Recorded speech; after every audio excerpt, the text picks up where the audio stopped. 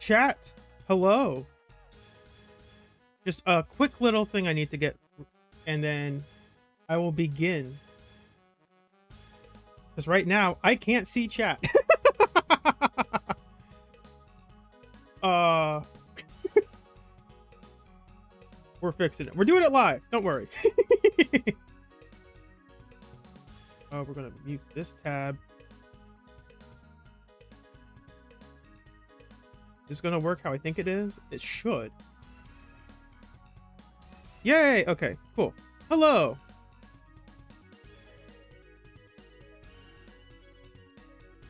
We'll pause the music right now. Hello and welcome! Let me know if you guys can hear me okay. I changed quite a few sound settings before I started. So hopefully I sound better and it's a bit more balanced than before. So if it sounds off, just let me know. Today, we are going to try out. Yes, this is YouTube exclusive. Hello. Put the background music back on.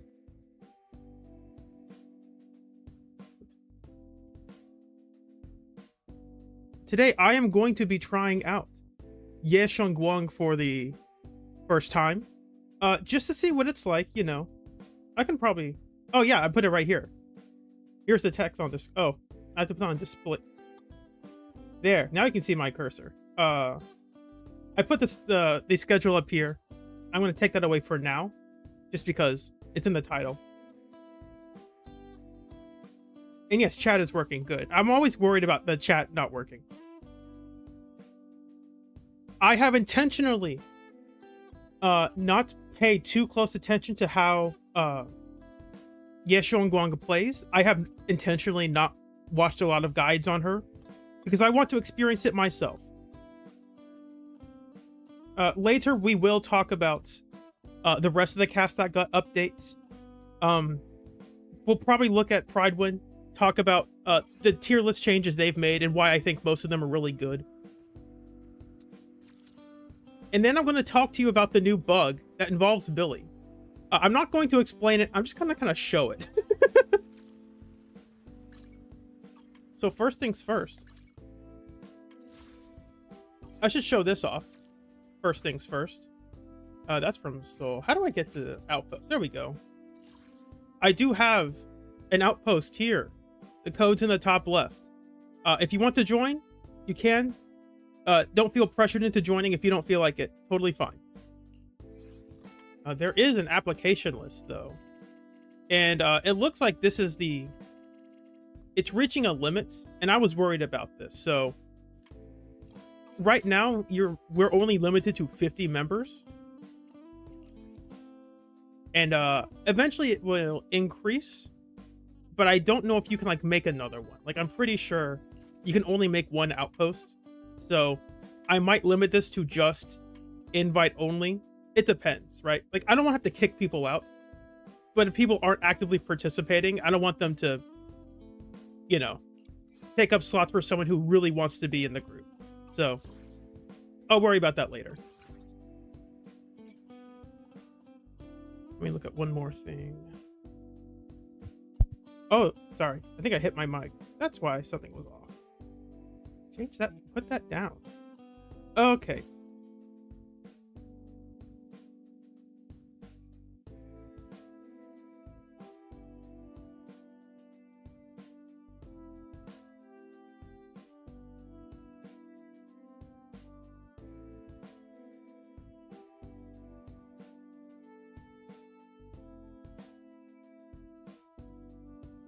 Okay, there we go.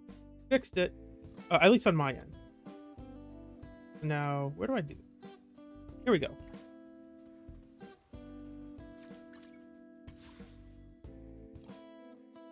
Wait, one more thing. I forgot to unloop the music. I'll just I want to repeat. There we go. Not repeat, but go around the block. Where are the tryout things? Is it? I always forget off the top of my head where to go. It's in the event thing, right? So it's like here. There we go. Got it. As you can see, I have not even tried the demo. So we will try that right now. Yeah, the new UI, it's a bit hard to navigate the first time. I think it's easier with a mouse. Or, I mean, with a keyboard directly. So, while not in the enlightened mode, enlightened mind. I don't know where I got mode from. Shunguang can accumulate Qingming sword force. Some attacks still accumulate small amounts while pressing EX to unleash special blah blah blah. Give you 1 point of something with 6 points of something while not in her special state. Hold button or press button to launch button and do your power up. Cool.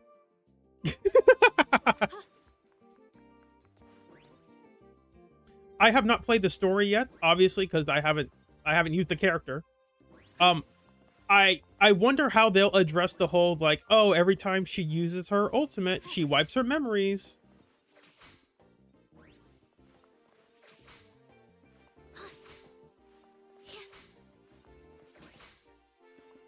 I'm just looking at animations right now.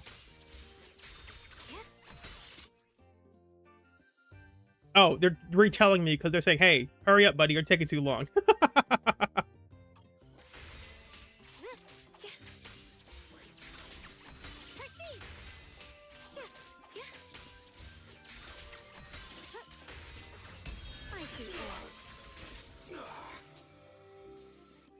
She's flying! In your special state, you can do blah, blah, blah.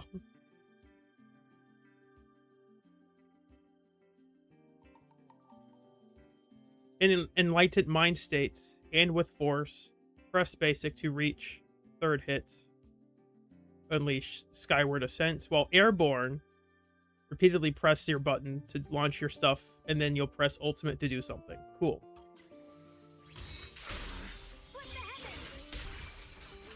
So I'm just mashing basic right now.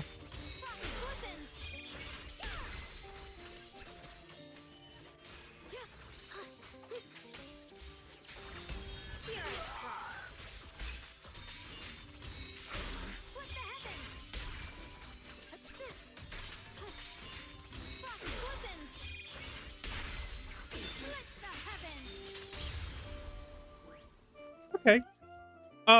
That all looks pretty cinematic, I guess, is the way I'll say it. So they're just telling you press ultimate twice? That's cool. My blade cuts down evil. My spirit soars in the sky. Yes, Shunguang of Yong Guang summit, breaking all illusions.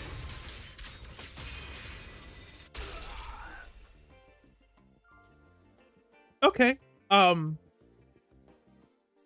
Interesting first impression.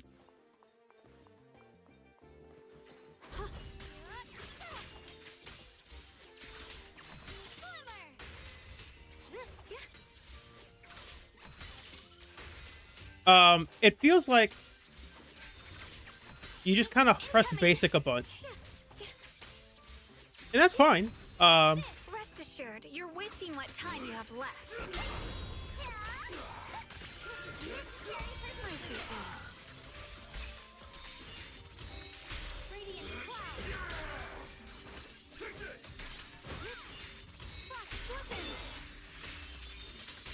A measure of steel slices the world through. Yeah, I've heard that where she's essentially has infinite iframes.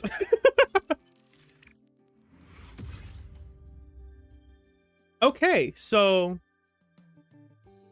that was her. I'm gonna quickly do Jiao's just because Jiao's right here and I haven't done hers yet. From what I've seen with Jiao is hilarious. Her animations are really funny.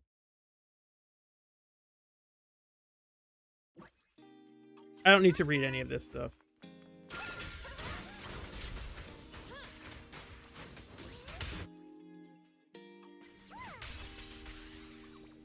Roger that. What do you need me to do? Oh, they didn't. Sorry. I should actually read it. Just some strike. Okay. They gave Soldier 11 her abilities activated for this mode. Hey, Polychromatica.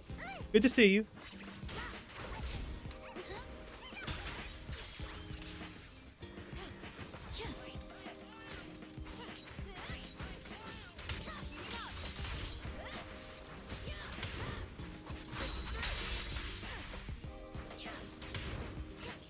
Whoops.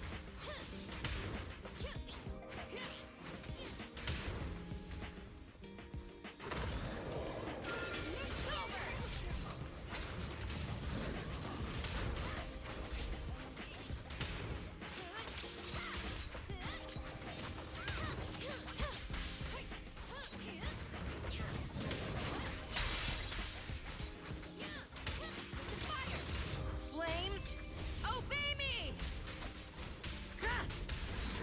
Yeah, so Jiao is a pretty you swap her in every 50 seconds sort of character. She's pretty inoffensive.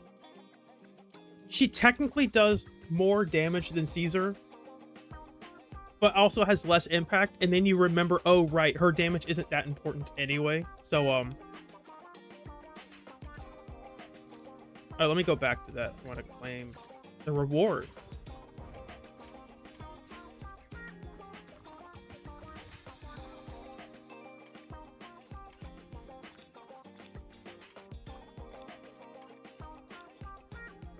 So now I'm going to actually try her out in Hollow Zero a bit, without her buffs, just to try her out. Oh, I already did this. That's right. Nothing's wrong, okay?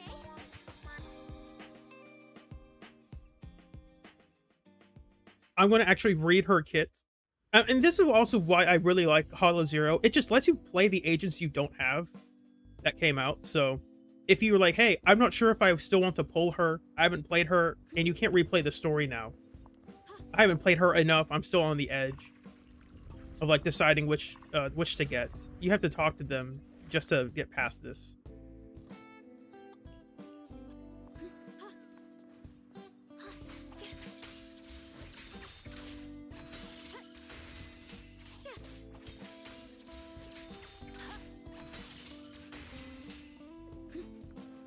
So let's actually read her kit. I have not actually... I read some of it during the leak period, but I have not actually read it for myself. Actually, I'll just go to this my go-to site, because I think that might be easier for people to read. It's not this one. It was actually Hakushin, but this one is already open.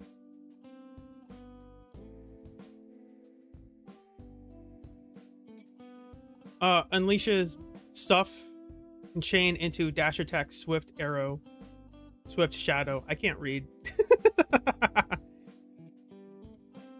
You hold this, can be extended by holding. Anti-interrupt is increased. I feel like we're going to be seeing this word a lot. This word and invulnerable. Anti-interrupt and invulnerable, or I have a small feeling we're going to see that pop up quite a bit.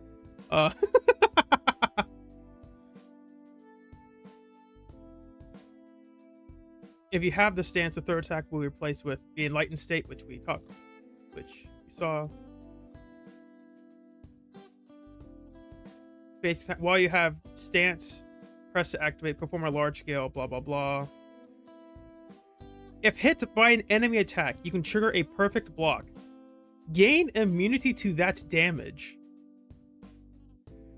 Oh, trigger a... They're just describing what a block effect is. Okay. Okay, I was weird. It's like, wait, it's a blocking and you're immune to damage? It's like, oh no. They're just explaining what the block effect is. After you use the skill, if you have press, assuming 1 second, enter an airborne state. Okay, so using your EX is what gets you into that airborne state. While you're in the, after using your light stream / extinction, which They have further down here. You would think they would group it up better. Whatever. It's not that important.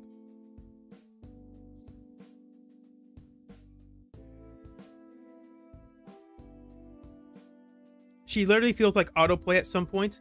Yes. That is what I've heard from people.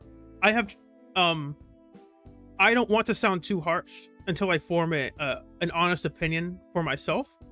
So I'm going to use her and then see how that feels. If you have 2 or more, change sword stance.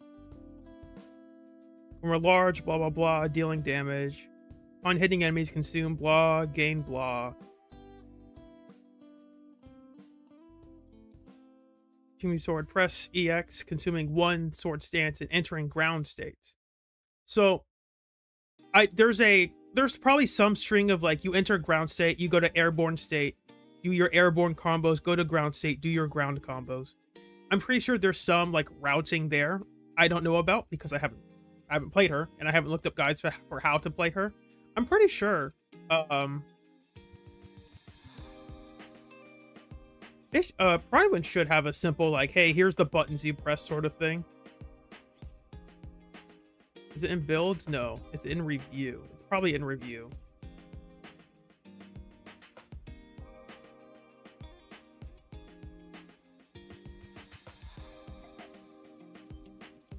Yeah, I don't know which buttons these are. I mean, this seems about right.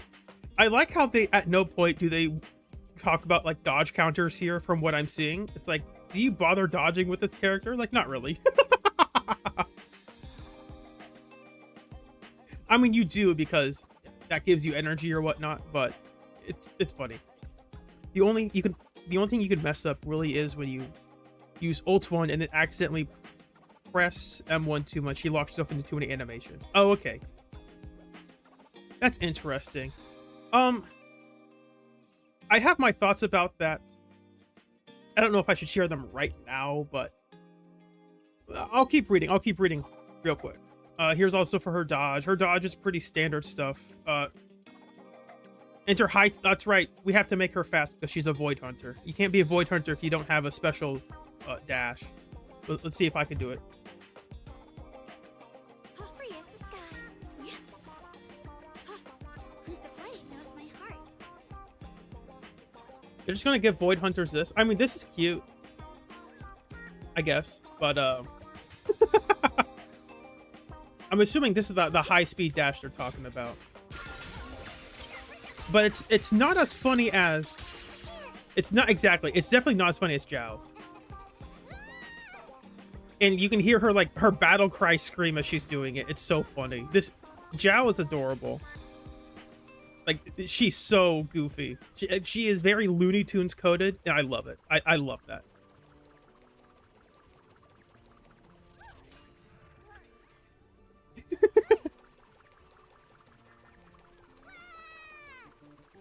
It's so funny. Like, I don't get tired of this. It's hilarious. Obviously, you're never using this in a real fight. It's just so funny, though.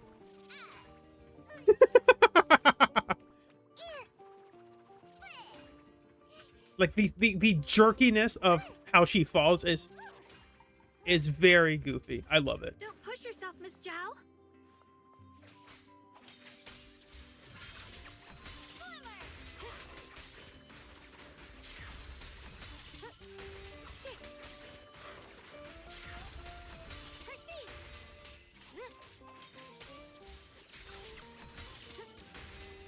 I'm guessing her route is basically you'll do your 5 grounded basics, press EX, do your 5 aerial basics, go back to the ground.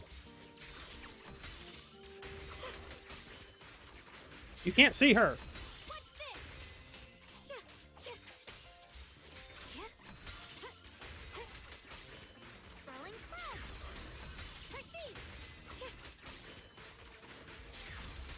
Yeah, it's a lot of basic spam, which is not necessarily a bad thing. But if that's like the majority of what all there is to do with her, if that's like not the highest form of skill expression, but if there's not meaningfully more skill expression than that, then it's a bit awkward to to say, oh wow, she looks fun. Like, for a vast majority of players, this all looks really flashy and cool. Like, oh my gosh, look at how much stuff I'm doing. That's cool. And that is cool. I don't want to take away from that. But it does not feel as actively engaging as a character like, I'll just say Monato. Let me go back to read some chat real quick. I need to make my chat box bigger so I can actually read what's happening.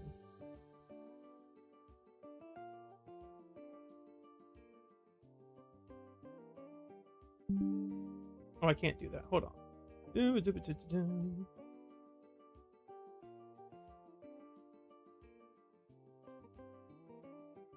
The fall at the end of her run deals damage? What do you need Hold me up. to do?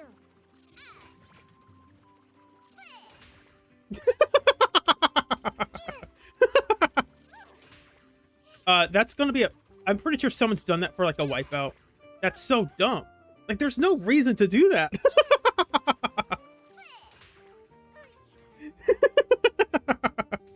That's so funny.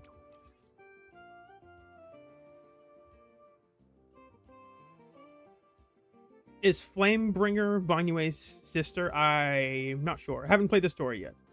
I mean, yes, she does a lot of damage, and of course she's OP, but she feels kind of bland to play. Yes, so this has been what I've heard people say, and I want to see how true it is.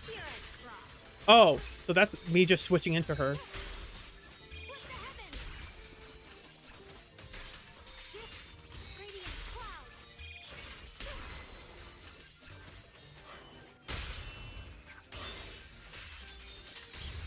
A measure of steel slices the world through. Frost glistens. Radiant cloud.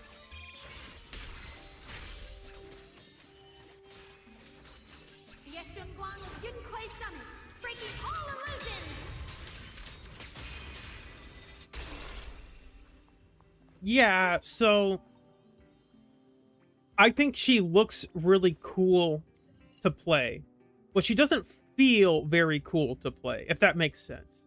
Like, all of this looks really cool, but the optimal game I'm actually going to turn on my gamepad. Yeah, there we go. You're going to watch me press this is my basic button, and this is my EX. The triangle is my EX. You're going to watch this this combo that I do.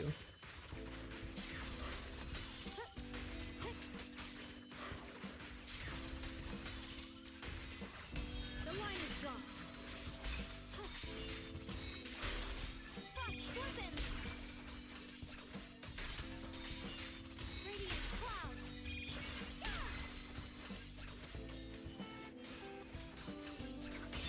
the heavens.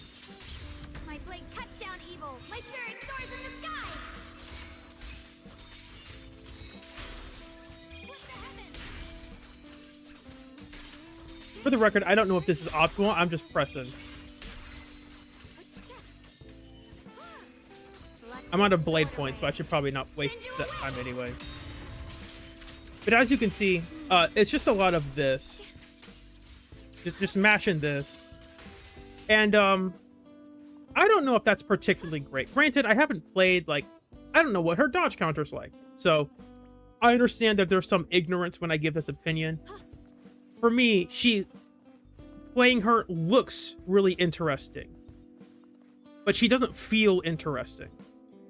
The game feel is not there. It's very cinematic. It's great for a vast majority of the player base. I don't know if it's great for someone like me. I much prefer a character like Monato or Banyue, or actually, I'll just show them right now. Why not? I would say fire is probably the best element in the game.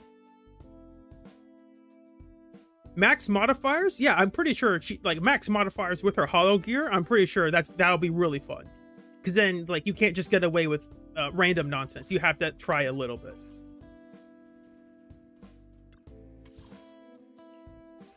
Let me show all the fire agents that if I can. Ready and waiting. Got a new I don't have Evelyn, so pretend Evelyn's here. Pretend Billy is Evelyn. Um, Part time?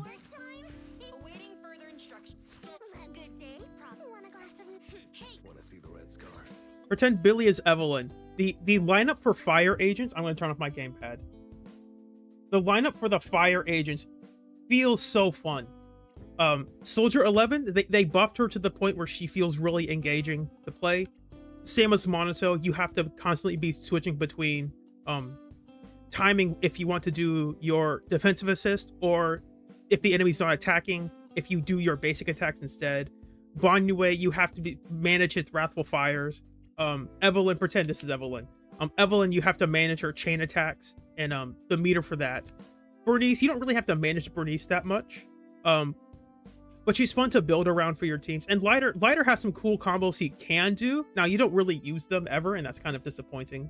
But Lighter has stuff he can do.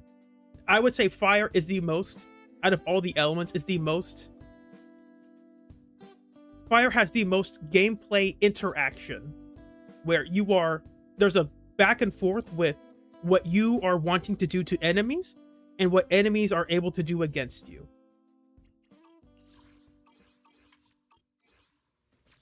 And so that's going to lead me to my next topic on that I had on my list. I'm going to talk about the upgrades. Where do I go for this? Here we go. I have activated them for most characters.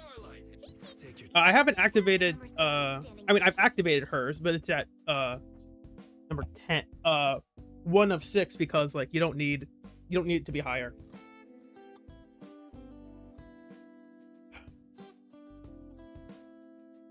number 0. Soldier 11 will go Grace. Where's Grace? Good day, Proxy. I'll just put on Anomaly, because I'm gonna get Bernice too. Sure. Let's go play. Oh right, Sunbringer's the goat Void Hunter or something. Not the goat, but like the animal goat Void Hunter. Not the greatest of all time. We're gonna turn this off. And yeah, Soldier 11 just feels so fun to play now. Like, it's insane. Like, it's crazy. I'm actually gonna turn on Frenzied Maniac, because I think he's better. Actually, not Frenzied. It's Wanted Enforcer. Like, the fact that she gets perfect timings on her basics is, or at least the ring effect with like Banyue has, it's so cool.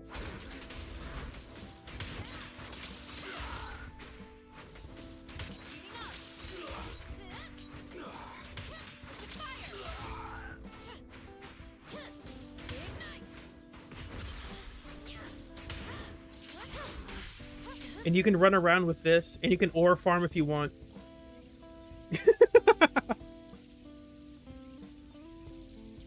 Oh no, Albert, I felt the exact same way. I'm like, whoa, what the heck? Like, with this new basic 5, I have to learn a different timing, and then the game rewards, like, it's essentially, I'm gonna put Monato on the team. I can become even stronger. Hang tight. The same way that Monato has, we'll let you move.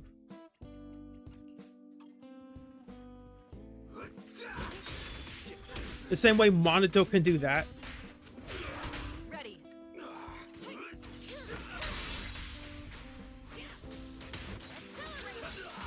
Soldier 11 can do a very similar thing now. It's not just I'm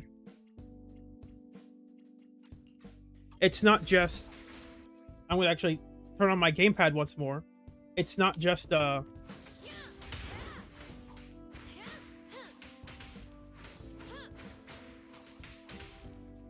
is there a delay in it's showing my gamepad? It looks like it's showing a delay.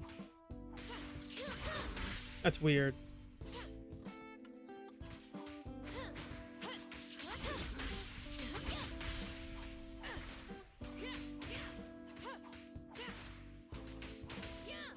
Yeah, you can't just spam basic with this character. You have to be much more intentional with how you play her.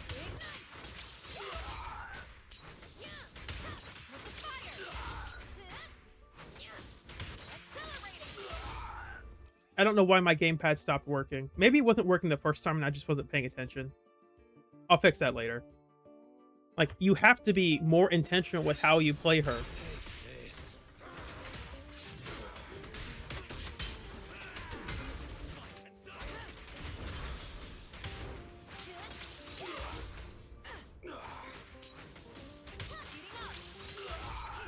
And if you make a mistake, you can clearly tell, oh, that's the mistake I made.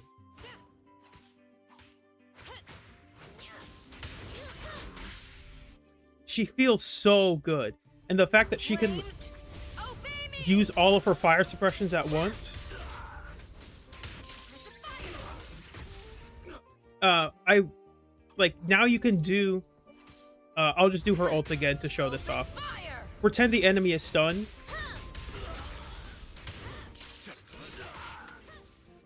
Oh, she didn't do the move I thought she was going to do. Why was she on field for so long? What the heck? That was so weird.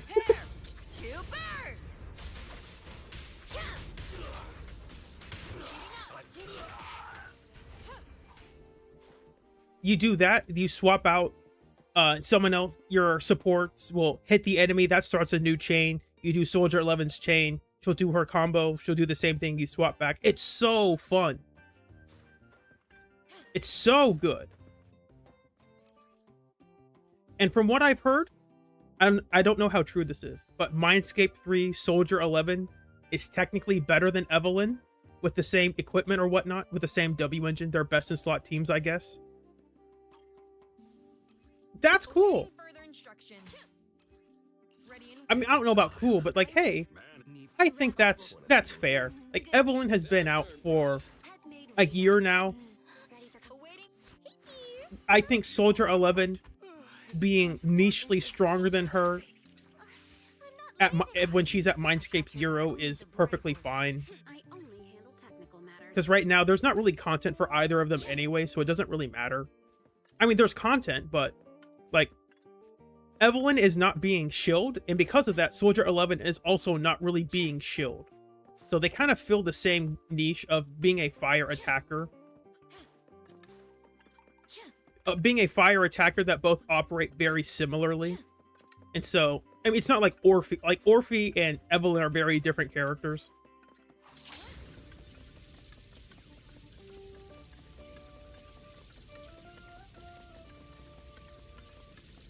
Yeah, Soldier 11's Mindscape 3 is actually really strong because her base stats are... In fact, I'll just do this. Her base stats are actually really high. Like, they are naturally high. And especially her... I'll bring up her ult stats. Why not? These are the stats for her ult at level 11. Add 2 more levels to this. That's a pretty good buff. Compare that to someone like Grace. The damage on Grace's ult is not that great. It's level 9 instead, but even with the damage buff, it's like, oh, like 4 more levels of this is not beating Soldier 11. It's just not. That moves me on to Grace. Okay. Grace can actually group enemies now or something.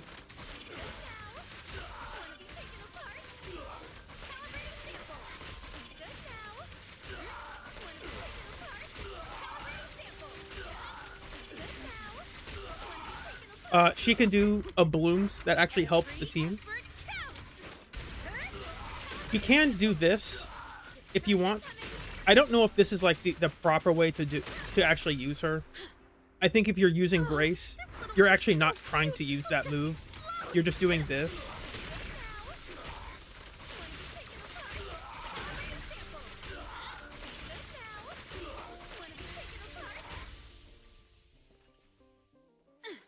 I'm not entirely sure, but yeah, it's great for stacking shock.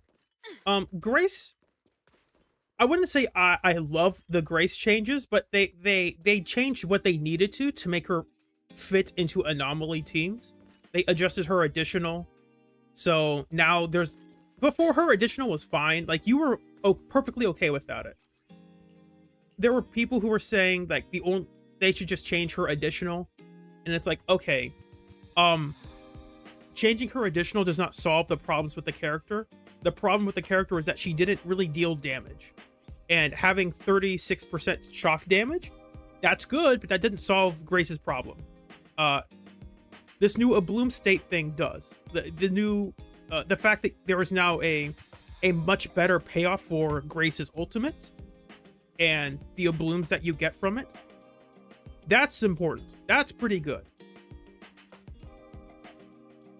Right, exactly. That's another good thing. She's not specifically locked to mono electric. She wasn't really locked to them before. Like, you could play Miyabi, Yuzuha, Grace, and that team was perfectly fine because Grace was really good at getting disorders. Grace was also the weakest member of that team. But like, if you were using Miyabi and Yuzuha with Grace, you weren't crying. Like, you weren't upset that your team couldn't deal damage. Like, that was not the issue. The issue is that Grace just wasn't very good. Because Miyabi could deal damage, Grace just couldn't. Grace is a disorder enabler. And that leads me to Bernice. She got some new stuff. She can now technically trigger her own afterburns while on field. So you can actually use her as an on-field DPS if you want. I don't know if I recommend that. I'm pretty sure I don't.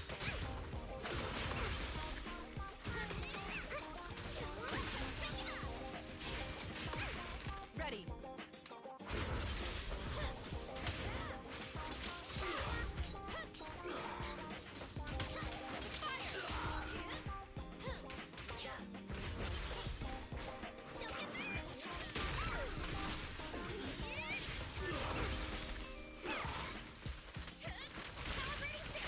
I'm going to turn off energy, infinite energy, just because.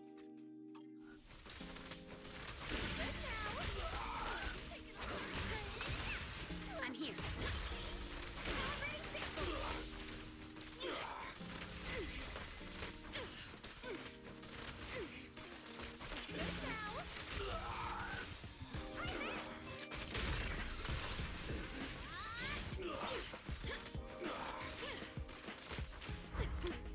Commence demolition!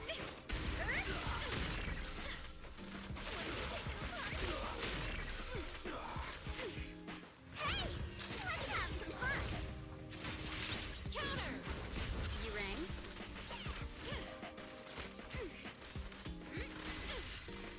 Roger that. Oh, it's wrong switch in. I have not tried switching her in while she's switching off to a different character while she's done that move. So I'll try that real quick.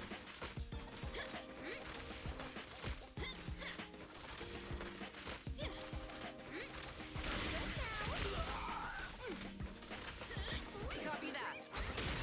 Okay. Not that you should, because by the time she swaps in, she's usually out of her afterburns anyway.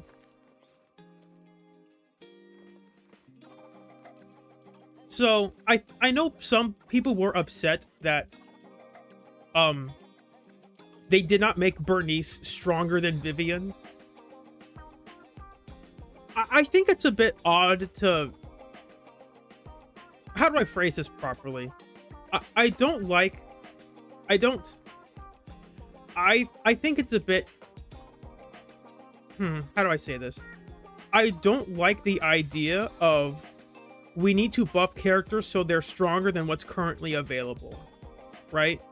Like, I don't think Bernice should be buffed so she's better than Vivian. I think she should be buffed so she's on par with Vivian. Because I don't want power creep. Like, Bernice, I'm okay with Bernice buffs, but if Bernice is buffed to the point where she's just better than Vivian, like, what? Then you're in the situation of, oh, well, now we need to buff Vivian because now she's not doing enough. It's like, no, dude, like, you don't have to do that. Like, you can adjust the game so you don't need to keep buffing agents. Roger that. But Bernice and Grace were a bit outdated. If you saw my video about what they could do with changes, the way I describe it is that Bernice and Grace were characters designed for a game like Super Street Fighter, and then Vivian was designed for a game like Super Street Fighter Turbo. And these adjustments bring the characters more up to date with their current gameplay design. It's not a let's just buff their damage output. It's if we were to make this character right now, what are the tools and options we would give this character that puts them on par, not better or worse, but like on a similar level of the other characters that we have. And I think that's cool.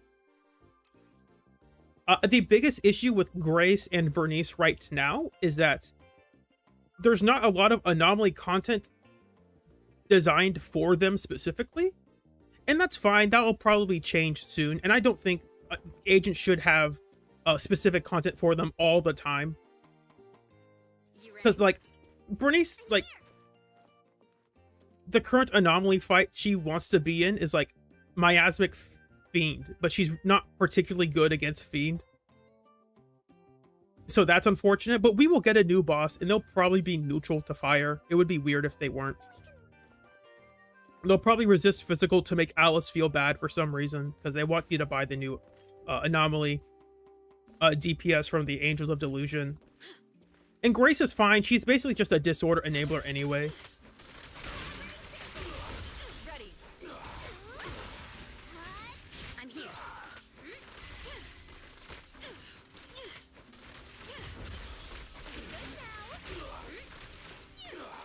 My Grace has the wrong equipment, by the way. You'll notice she's not dealing a lot of damage from shocks.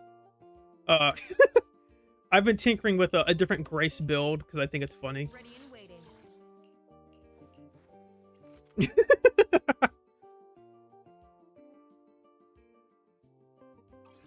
That's fair, Mempty. It's a bit odd that they're called Oblooms when that's flower-coded language when Grace and Bernice aren't. Like Vivian, because a bloom makes sense for Vivian, but not really for Grace and Bernice. I think it's just the naming convention they're going to use, so that players understand that they're the same move. Technical matters. Because if they called it something like Grace called it drone orbital drones, I don't know. If they called Grace's orbital drones, you'd be like, what's that? You go, oh well, it's just like a blooms. Oh, then why don't you just call it a blooms? That sort of thing. Let's ready and waiting. I think that's something they might have done in testing, and then they realized that it might confuse people, the players. So I'm here. they decided to just call it the same thing as Touch my tail. Vivian's. Pet made Rena. As for Ellen, Soul Loader asked me earlier.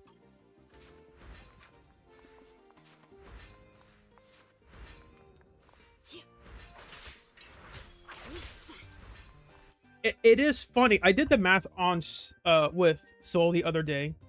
I'm going to put this on screen real quick. With Ellen's new buffs, if you fully unlock her... Can I show it in here? If I go to switch character, I go to... Nope. No. I don't think I can do it in... Is it here? Yes, I can do it here. If you go up to upgrade 6, practically speaking, she's getting 48% crit damage. Mario Beluga, I see the question. I will respond to that shortly. She's effectively getting 48% crit damage. If you... So I told this to Soul. If for some reason your Ellen has 0 crit damage substats. 0. None. She starts with a base of 50. Okay. Usually in her teams, she has a stunner with a 4-piece King of the Summit. And that's usually active for them. So that's 30 from them. Sometimes you'll get a stage buff that increases your crit damage anywhere between like 20 to 40. Let's add 30 to that. Sometimes, like, you could say... If you put in Astra, you can put in the buff you get from Astra, but I won't be doing that here. So this can get higher with Astra. Moopers, thank you so much. Well, it's funny that you say you can't wait to see S-Rank Billy. We might be seeing S-Rank Billy at the very end of this stream when I'm done, because I have an interesting thing to show you about Billy. Yeah, thank you so much. and see if that hearted. There we go, the hearted. So we're right now we are at we add the 48 from this new enhancement. So okay, we're doing nothing. Just by existing, Ellen's crit damage is going to be 158. That's pretty good. Until you remember her core. Her core increases the crit damage of her most important attacks that actually matter by up to 100%. So what that means is that for most teams, this is the base crit damage for Ellen. You don't need to build crit damage on this character. This is so high. Like, what? You never need to build crit damage on Ellen. You just don't. What is this number? Hello?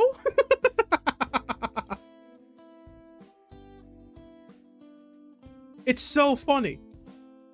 So yeah, that just means probably crit rate and attack percent, or like attacker buffers in general, are much more valuable than crit damage buffs. And this is the same for Soldier 11, but she doesn't get the 100 base buff that Ellen does. So this is the number for Soldier 11 with King of the Summit and a stage buff, while having 0 crit damage substats. And this is a high number. Like, this is really good. Like, if someone told me their crit damage was 158, I'd say, yeah, that's pretty good. What'd you do? It's like, I didn't do anything. I think that's so funny. Yeah, honestly, unironically, maybe... Well, if you have Brimstone, you should probably do crit rate on slot 4. Just think. So yeah, it's probably crit rate 10% and then attack on slot 6. Obviously, attack on slot 6. You're not choosing impact. But yeah, that's just funny how the math works out for Ellen. Granted, you're probably not going to be reaching this for a while. There's no point to getting it to level 10. I mean, there is, not level 10. Talent 6. Talent 2 is perfectly fine. It's cheaper. Like, you should probably level up Grace and Soldier 11 to get their talents 2s first before you go more into one character. Touch my tail, and no. But yeah, no, Grace is fun to play. I have enjoyed that. Thank you, Last Order. If Last Order's here, thank you so much for spending money to make me pull Ellen. But I really like her gameplay. It's so good now.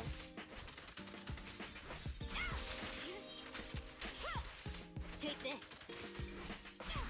And while she's doing that, you can swap off of her if you want. I can just add another character. Starlight, it's time to shine. Now, am I great with Ellen? No, of course not. I'm not very good.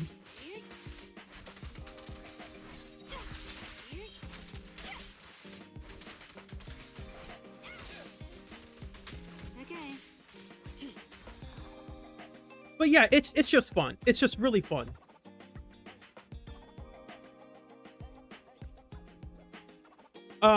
Someone asked me earlier if I would talk about the agent outpost, and the answer is yes. I did make an outpost. Here's the problem though. I think it's not. I don't know if it's full yet because I have it by. I have to approve people to join. I made a post about it, and right now my members list, my application list is almost full. Basically, if I accepted all of these people, then it would be full. Because right now we're only at level 2, and we can only get up to 100 people. And I'm pretty sure you can only make one outpost per account. And so what I might do, I hope I don't have to do this. But if some people are channel members and they are upset that the outpost is full, why can't I join?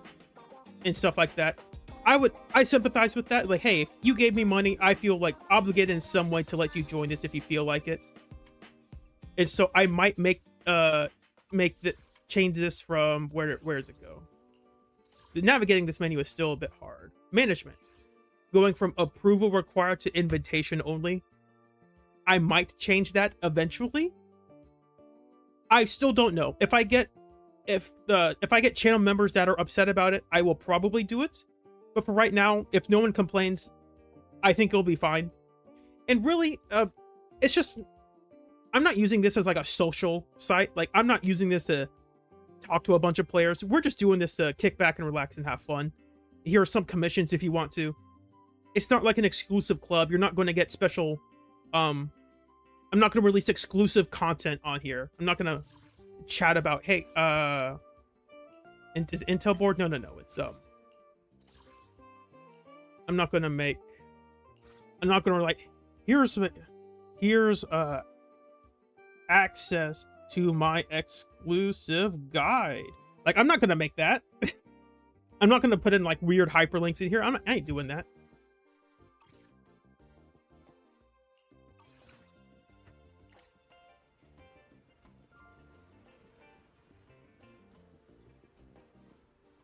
The Billy fan club, I'm sure there are outposts that are actually Billy fan clubs.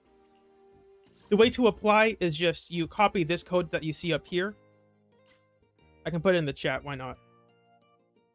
And if you were in the America server, specifically America, they're region locked. Then you go to join outposts and you copy paste it in there and then you apply. Now, eventually this number will go up to 100, hopefully, so I can add more people.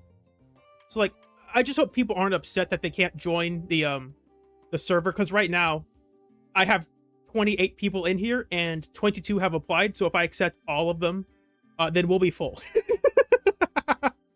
And it's not an exclusive club. You're not gonna miss out on something. There's not gonna be some secret content you aren't getting. And if you want to find the Billy groups, you can go to, if you type in the agent preference and you go to Billy, or I'll just pick any character. I'll pick Hugo. Hugo, you can try to find characters that are just Hugo enjoyers, I'm pretty sure. If you kiss Hugo Vlad, join us, like right here. This guy only has one member. Go join his group. If you're a Hugo fan. Not to be confused with Hugo from Street Fighter 3. I don't know if I'm going to pull her. It's nothing against the character itself. I just don't love her gameplay specifically from what I've tested so far. I made this mistake, not mistake, but I pulled Yi Xuan because I didn't have an ether DPS and I was tired of the game giving enemies that were weak to ether and me not having any solutions to combat that weakness. Am I going to get her? I don't know. If you've seen my videos, you know my gripes with Yi Xuan. I enjoy aspects of her gameplay, but overall, I am dissatisfied with how seemingly uninteractive she can be with enemies.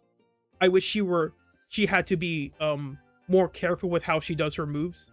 I wish she was slightly less lenient at the higher end. One of them that I've said before is I'll go into the training room real quick.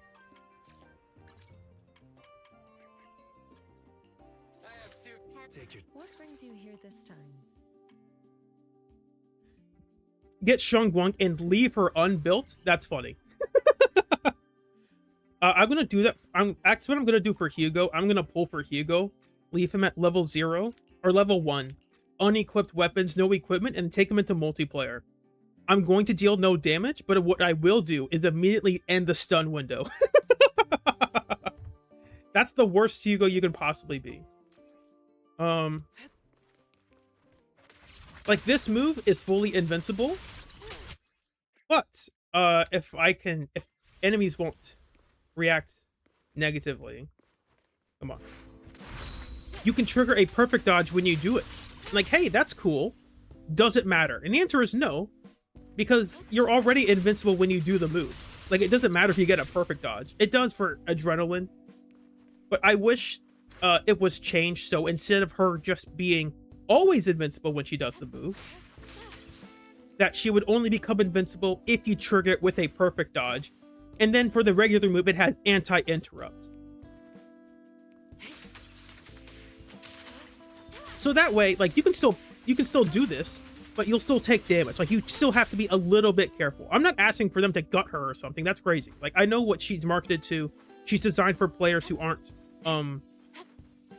she's designed to be really overpowered for people just joining the game. They want to fight the latest and greatest stuff. And here's a fun new character you can play that dominates everything. Cool.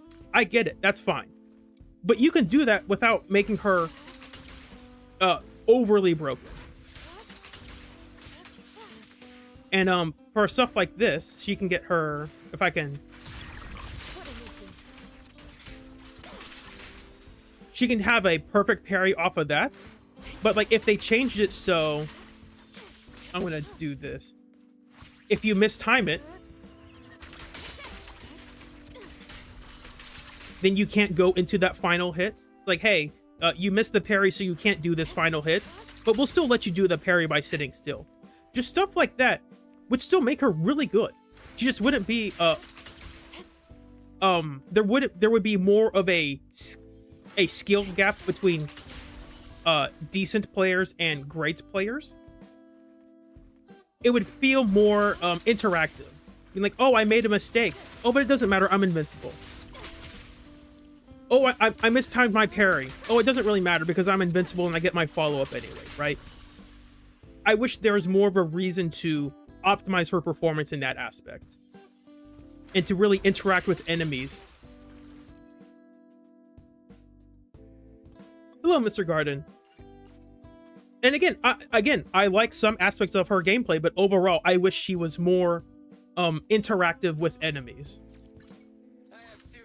And as I said, the fire element and Billy's an honorary fire agent. Fire DPSs have been the most fun for me.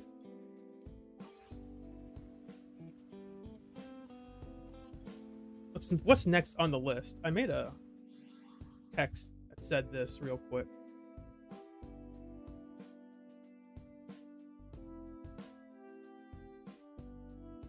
Oh no, that's the wrong thing. Where did I say? Agent changes, game changes. That's right, game changes. Okay, so they changed Shiyu defense. I don't know if I'm a huge fan of it. The way this mode works now is that all your damage is on like a timer. So the damage you deal sooner in the fight gets a higher bonus than the damage you deal as the fight goes on. On one hand, this is kind of interesting. It's a new way to approach content. That's neat. Here's my issue with it though. The way players have learned to play the game is to optimize their resources for stun windows, at least for non-anomaly teams. But even then, anomaly teams still care about stunning the enemy. And saving up their resources for a stun window and then unleashing them all at one time. But the problem with these multipliers is that you're essentially, let's say, it takes you 65 seconds to stun, in the fight, it takes you 65 seconds to stun an enemy. And then you unleash all your ultimates. Well, you're only getting a 3.2 multiplier for that damage. And if their stun damage multiplier isn't that high, you are probably better off just unleashing your ultimates at like the 50-second mark. Because you're going to get a 5 times multiplier. It's a bonus, so you're adding +1 to the in-game multiplier. This is 5, this is 4.2. And so on that hand, it just turns into a spam your EXs and what? Spam your EXs and ultimate as quickly as you can.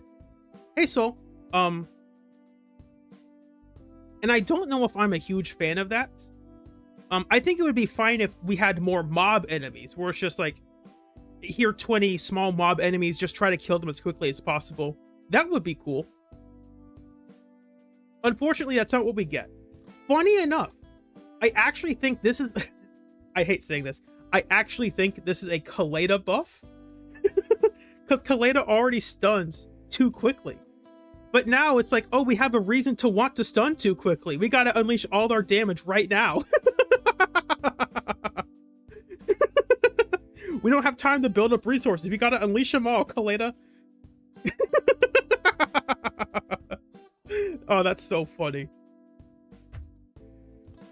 So yeah, unironically, I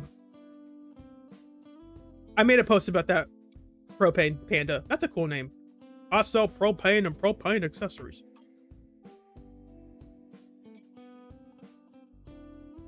I just don't know if I'm a huge fan of that change for how we play the game. It's different. I don't know if it's a great difference. The other thing it's not that I dislike it, but I don't think it's communicated very well. Deployed agent W engines and drive disks will be locked. If you change your drive disk to another team and then you finish the floor, it's going to reset. So for instance, it'll be easier if I go back out. If I clear room 1 with soldier 11 and I go to room 3 and I clear this floor with Ellen, but I copy paste soldier 11's build onto Ellen, when I come back out, it will erase this score up here.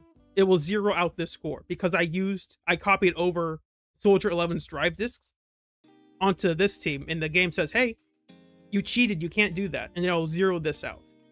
I don't think that's very well communicated with how they set this up.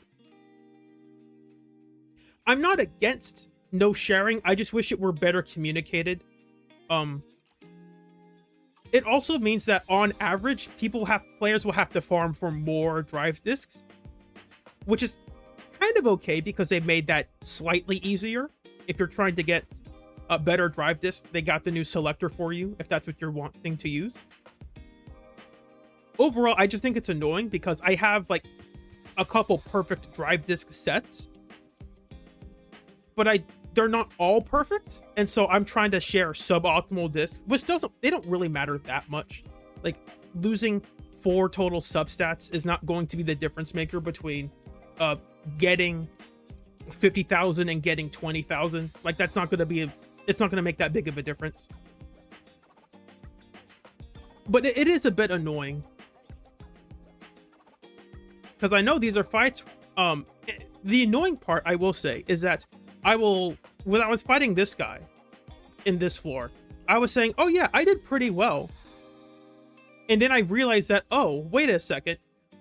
I waited to stun at a later time, so I got a lower score. Like, I waited to stun these guys at the... How would I phrase this? Actually, I'll use this floor. I waited to stun these guys together, and then I realized that because I waited... Maybe not these guys, but Dulahan or Monato. Because I waited to stun Monato when I had more resources, I got a lower score. And so I should have just turbo stunned him and then used whatever resources I had, and I would have had a better score. That's not very intuitive for how people have learned how to play the game. I think that feels off. Not a huge fan of it. Not against it, I'm just not a fan. It does reward burst characters, so... Exactly. And it does make extra copies of Kaboom a lot better. I don't think you need that, though. I think if you have Lucy's and Arenas, I think you're fine for most supports. If you have 1 copy of Lucy's and 1 copy of Arena, if you need 3 support agents specifically,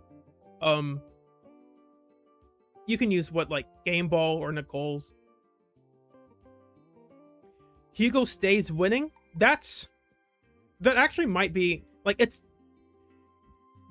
Hugo might actually be really good in Shiyu defense now, relatively speaking, because it's so much more tailored to burst damage now than it was before. So that might be the case. Speaking of which, I said this, let's talk about Prydwen's tier list. I have already looked at this, so this is not a blind reaction. And for the record, before anyone talks about, before anyone says anything, Prydwen's tier list is probably the best one that we have. If you have seen other sites' tier lists, one, they don't update them. Two, they're not good. Blanketly, they are not good. Like, they are not helpful for players wondering which characters are strong and which ones will help them deal the most damage or whatnot. So, I am not you're not going to hear me complain about Prydwen that much. If you hear me complain, it's about a very niche interaction. But overall, I really like Prydwen's site for the context of what it is. I made my own tier list because I wanted to make a tier list that I thought would be more helpful for players. But for the context of what Prydwen is and what it's trying to do, their tier list is really good. It just is. And you won't find a better one that's updated regularly as theirs. You won't find a better one that's as regularly updated as theirs. I'm not going to read all of this because I kind of know they talk about the score. Since the goal's content is to kill all enemies within the shortest time frame possible, high burst tends to be a more favorable trait. Here, let's focus on the ability to S rank. Yo, Moopers, thanks again so much. Regarding the new Shiyu, I'm not really a big fan of throwing all my resources out there for an arbitrary score.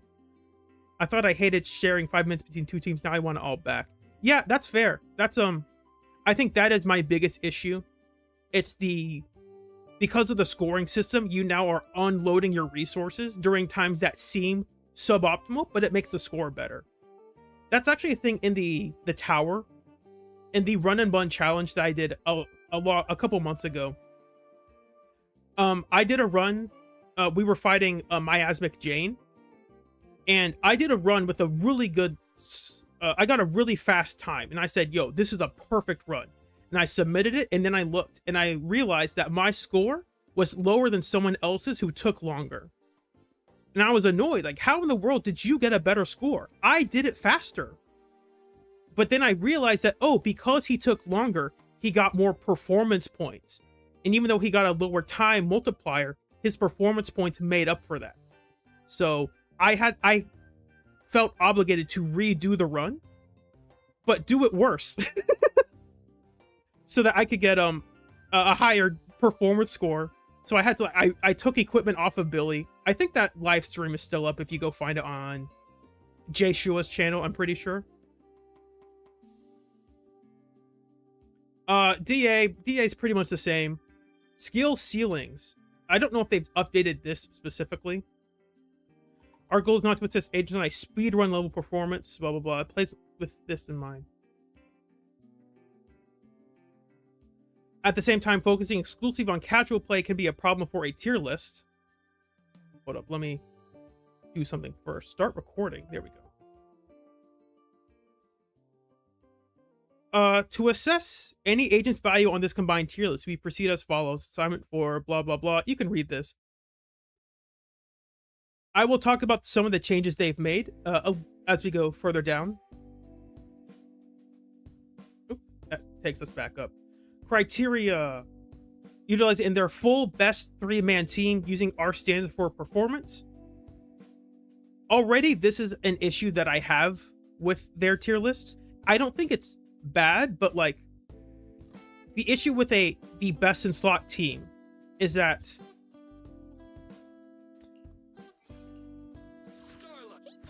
Dialing can only be on one team. Like if you were going to play Soldier 11 and Ellen, I'll just pick them out, and you say, oh, their best in slot support is Dialin. Like, well, that's great, but you can't do that. Like, you can't put Dialin on both teams. You can't do that. So like, my issue with like doing this is that some people might say, oh, so this is where Ellen and Soldier 11 are with Dialin, but like if you don't have Dialin, where do they go? Right? And that's a big question for a lot of players, because they just they might look at the list and say, oh, Soldier 11 is here regardless of what her team is. Obviously that's not the case.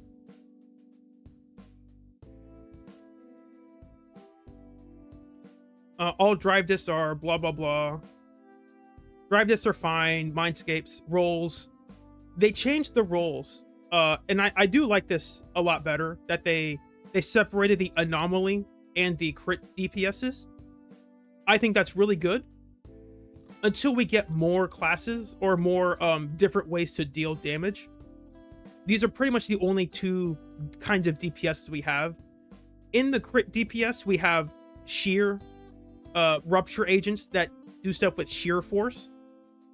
They're still crit DPSs though, right? Like they're still doing all the things crit DPSs do.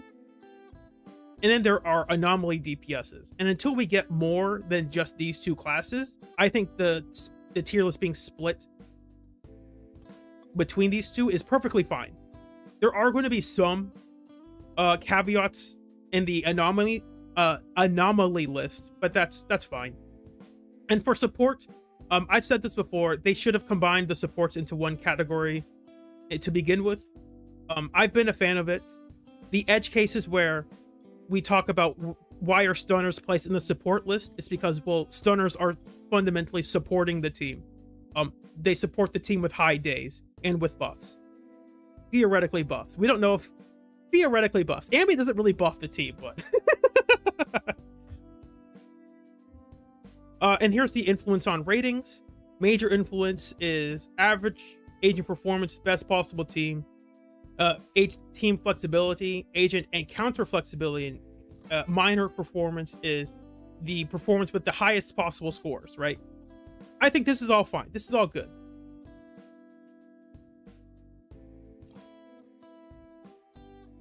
So let's see. Oh, what is this? Again, this is not a blind reaction. I've seen this already. Miyabi has been moved out of tier 0. Can you believe it? Yes, I've been saying for the longest time, Miyabi probably does not belong in tier 0. This is not something against Miyabi, but we can go to, I'll just pull up Deadly Assault because it's easiest to showcase. Let's look at the history of Deadly Assault bosses real quick. This is 123. This was at the end of October to the first 2 weeks of November. Wandering Hunter. Does Miyabi do really well against Wandering Hunter? No. Like, you can force her. Like, I'm not saying she does poorly, but like, there are other agents that do really well against that boss. Miyabi is not one of them. Oh, that's the wrong one. Miasmic Fiend, Unfathomable. Does Miyabi do really well against this boss? No, not really. She can't stay frozen. So no, like, obviously, can you use Miyabi? Of course you can. But Miyabi is not the best agent against this boss. Let's go to the Defiler. Is Miyabi really good against the Defiler? No, she's not. Wandering Hunter, we just said, no, she's not really good. She's good, but not really good. Typhon Destroyer, is she really good against Typhon? Yes, everyone's really good against Typhon. That's not like a point specifically in her favor. Miasmic Priest, is Miyabi really good against Miasmic Priest? No, she's not. Marionette, is Miyabi really good against Marionette? Yes, she is. She is really good against Marionette. Is Miyabi really good against the Thrall? No, she's not. You can make her really good. Like, if you force the correct team, you can make Miyabi better. But there are other agents that will perform better in this fight than she will. There's Magic Fiend, is, as I just said, she is not the best against this spot. She's good. Don't get me wrong. She's good, but she's not great. She's not better than Alice at fighting Miasmic Fiend. She's just not. More back to Wandering Hunter, back to the Thrall. We just talked about that. And then Bringer, Sacrifice Bringer. Miyabi obliterates this fight. So yes, Miyabi, fantastic against this boss. Number 1. She's number 1 against this boss. So if you noticed, there was a trend there. All of the bosses made since 2.0, Miyabi is not the best against. That's not necessarily a bad thing, but like, Miyabi obliterates all the bosses made up until 2.0. She's really good against them. And all the bosses they've made after that, Miyabi is still good against, but she's not the best against them. And because of that, I think it's perfectly fine to say that compared to where Miyabi was in the context of version 1.6 or 1.7, Miyabi is no longer Miyabi level, if that makes sense. They've adjusted bosses so they are much more resistant to ice. They've upped the requirements for anomaly agents to get disorders, or at anomalies in general. And they have made all the new bosses, basically all the new main bosses, unfreezable. So you can't do your... I've seen it, Miyabi, Yuzuha, Sokaku have a 40-second stun on Bringer because freezing enemies also pauses the stun timer. So Miyabi has a 40-second stun with 7 enhanced basics. That's insane. Now, if Bringer was the boss that we had every week, like, of course, put her up here. She's the best against that boss. But we don't have Bringer every week. We don't have the marionettes every week. So in the context of a meta tier list, where we are evaluating who are the best agents against the content that is available, I think it is fair to not put Miyabi in tier 0. Obviously, I am not arguing that she's bad or something. That's bizarre. That's crazy. Miyabi's incredibly good. But enemies are balanced in a way right now where they are much more resistant to Miyabi than they used to be. And so because of that,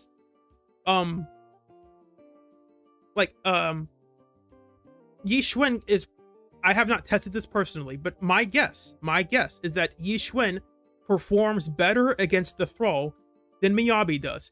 Granted, Miyabi can be pushed into the crit DPS category because she is a crit DPS at the end of the day. Like, you can just put her with Dylan and Astra, or Dylan and Yuzuha, and just make her into a crit DPS. That's very doable. And so even though she's over here as an anomaly DPS, purely based off a crit DPS, she's might be like down here at the very lowest. Ignoring all of her anomaly stuff, she's probably down here as a crit DPS. But it'd be kind of awkward to like put Miyabi into both categories, so they probably just decided to just put her on one side. So I'm fine with that. I think Alice not being in tier 0 is also fine. If we had Fiend every week, Alice would be a lot better, but we don't have Fiend every week. So it's harder to justify putting her in tier 0 when the boss that she's fantastic against is not a boss we are having regularly. And in all honesty, when we get to the Angels of Delusion, they are going to have their own anomaly boss, and they are probably going to perform better than her anyway, against that boss specifically. As for Shunguang and Yi Xuan, I'm not surprised they're tier 0. They belong here for very obvious reasons. They're obviously really good. They're relatively simple to play. I don't know why. Does she really need this expert tag? I guess. I don't think she does, but I guess, no, this is the context of the expert tag is she's like, they're just pushing her up when she's played at an expert level. This is where she goes. I guess that's fine. Because you can misplay with her. It's just you aren't really punished for misplaying with her. Like, you're not punished for her like you are with a character like Soldier 11 or Monato or Billy.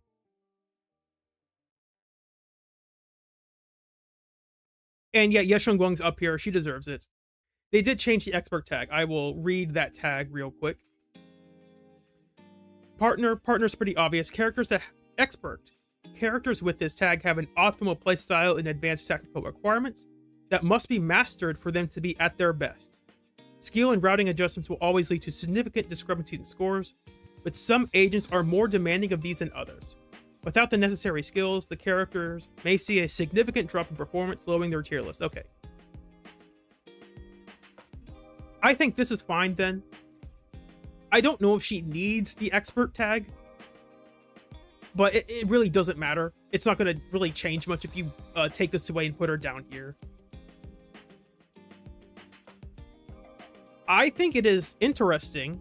I think Banyue and Itari being on the same tiering makes perfect sense. Because think about it.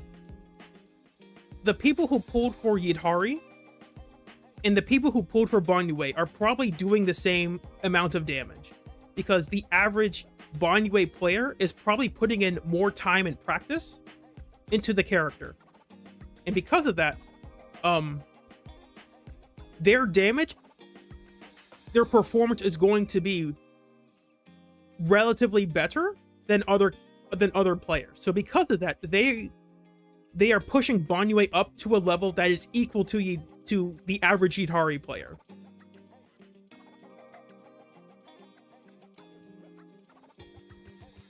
So yeah, I think this is perfectly fine.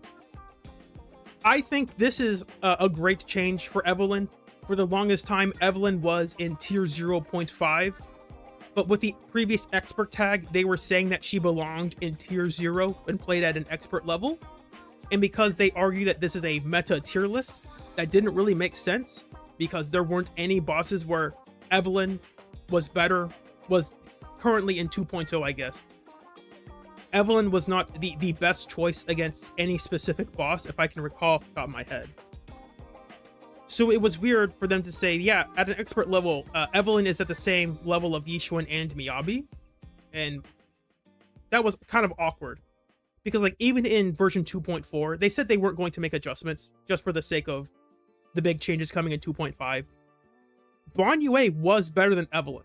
Like, I want this to be clear. Banyue was better than Evelynn. Because Banyue had a specific buff and a specific boss that he is really good against. And Evelynn doesn't have that anymore. Like, she did not have a chain attack buff like Banyue had for his sheer force. She did not have a fire boss that was designed against her like Banyue did. Like, Banyue was getting kills with very relatively low skill investments against Wandering Hunter. Evelynn was not. Like, you can obviously get kills with the character, but not in the previous version. Actually, it's the current version, right? Like, this is the current DA. Yeah, it's the same. It's this buff. Like, Banyue is getting kills with this buff. Evelynn isn't. She's not getting kills with this buff. Not at the same level of resource investment. So that's not like a gripe against the tier list specifically. That's just saying that Banyue was better than Evelynn.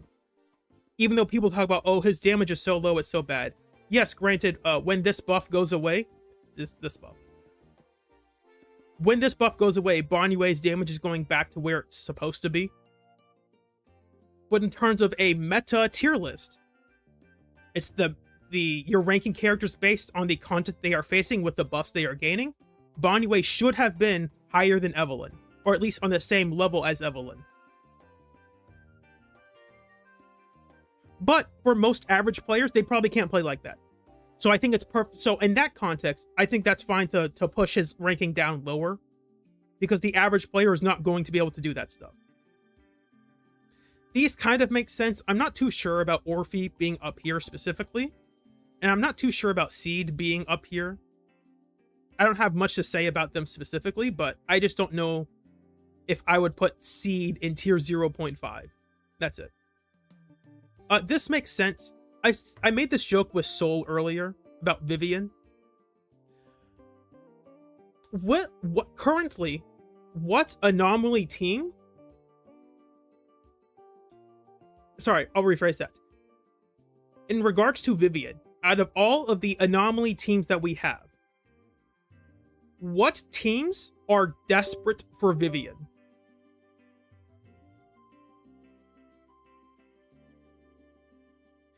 And I think the answer is, like, maybe Jane, maybe Piper, maybe Grace.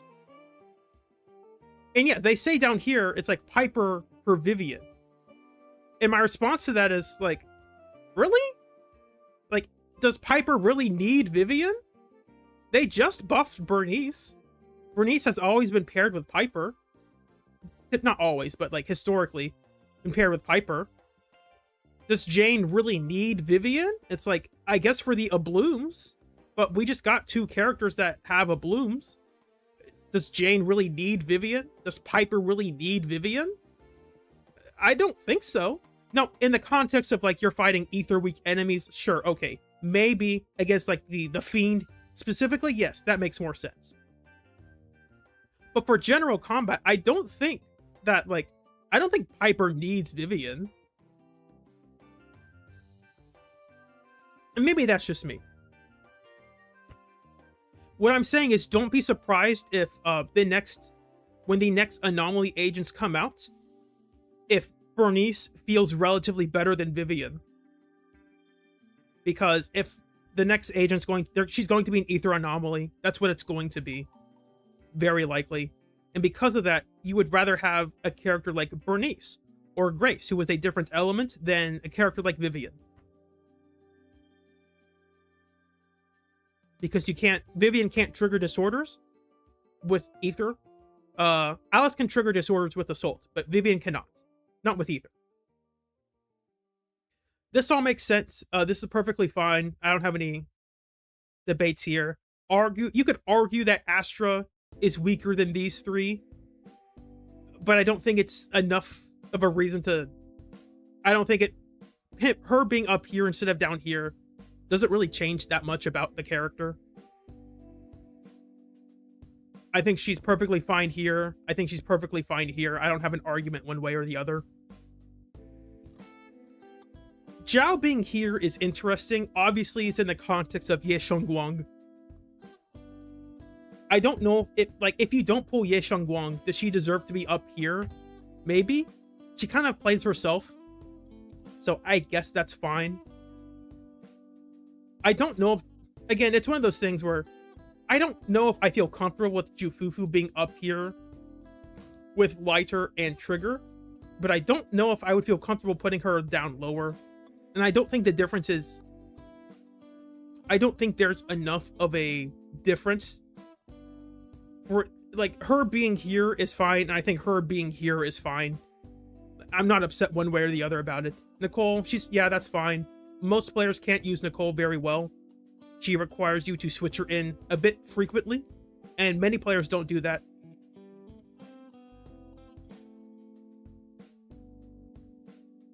Onto the meta characters. Ellen. Yeah, this makes sense. They essentially, if you notice, or if you haven't noticed, they essentially eliminated tiers 1.5 and tiers 2 in the previous list. And I think that made a lot of sense because for the longest time, Soldier 11 was in tier 2, and then these characters down here were in tier 3. And I said, okay, I guess that's fine, but here's the problem. This is data from Shiyu Defense versions 2.4. I'll deselect all, and I'll pick on... I need to pick all the support. Well, actually, select all, and then I can cross out all the non DPSs that aren't Soldier 11 and Billy and Corrin.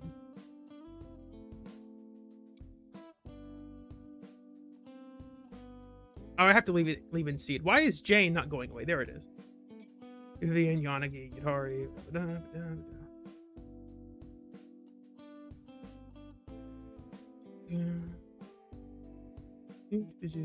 Okay. So this is about... Oh, there's Piper. I need to get rid of Piper. And I'll get rid of Bernice too. Why not? So, in the first half of... the first part of version 2.4... I have to leave Orphe and Seed in here because sometimes Soldier 11 is paired with them. They said Soldier 11 was a tier 2 agent and Billy and Corrin were tier 3. They were niche. There was only a niche application for them. And if I recall, I mean, I can just look at it here. Shiyu Defense. I think 1.4 was something around these three. It was either this or this or this. I'm pretty sure it was something like this. I can't remember exactly which one. Regardless, they're saying Soldier 11 is a tier above Corrin and Billy. Here's my issue with that. Remember, this is Soldier 11 a tier above Billy and Corrin. Average time 2 minutes 53 seconds. Average time 2 minutes 48 seconds. That's better. Average time 2 minutes 47. Oh, 247. Wait, but this is faster than this, and it's faster than this. Wait, I thought she's a tier above. Why was she like what? How can this? Billy's just a niche character. How can Billy get a better time than a character who's a tier above him? And you can, I don't know if it's on this slide specifically over here, but if you'll see the same thing if we go to Deadly Assault, the Deadly Assault numbers that they have. We will deselect all the relevant or all of the DPSs we are highlighting out, so we can focus on Billy and Corrin. Oh, leaving Seed. Seed's fine.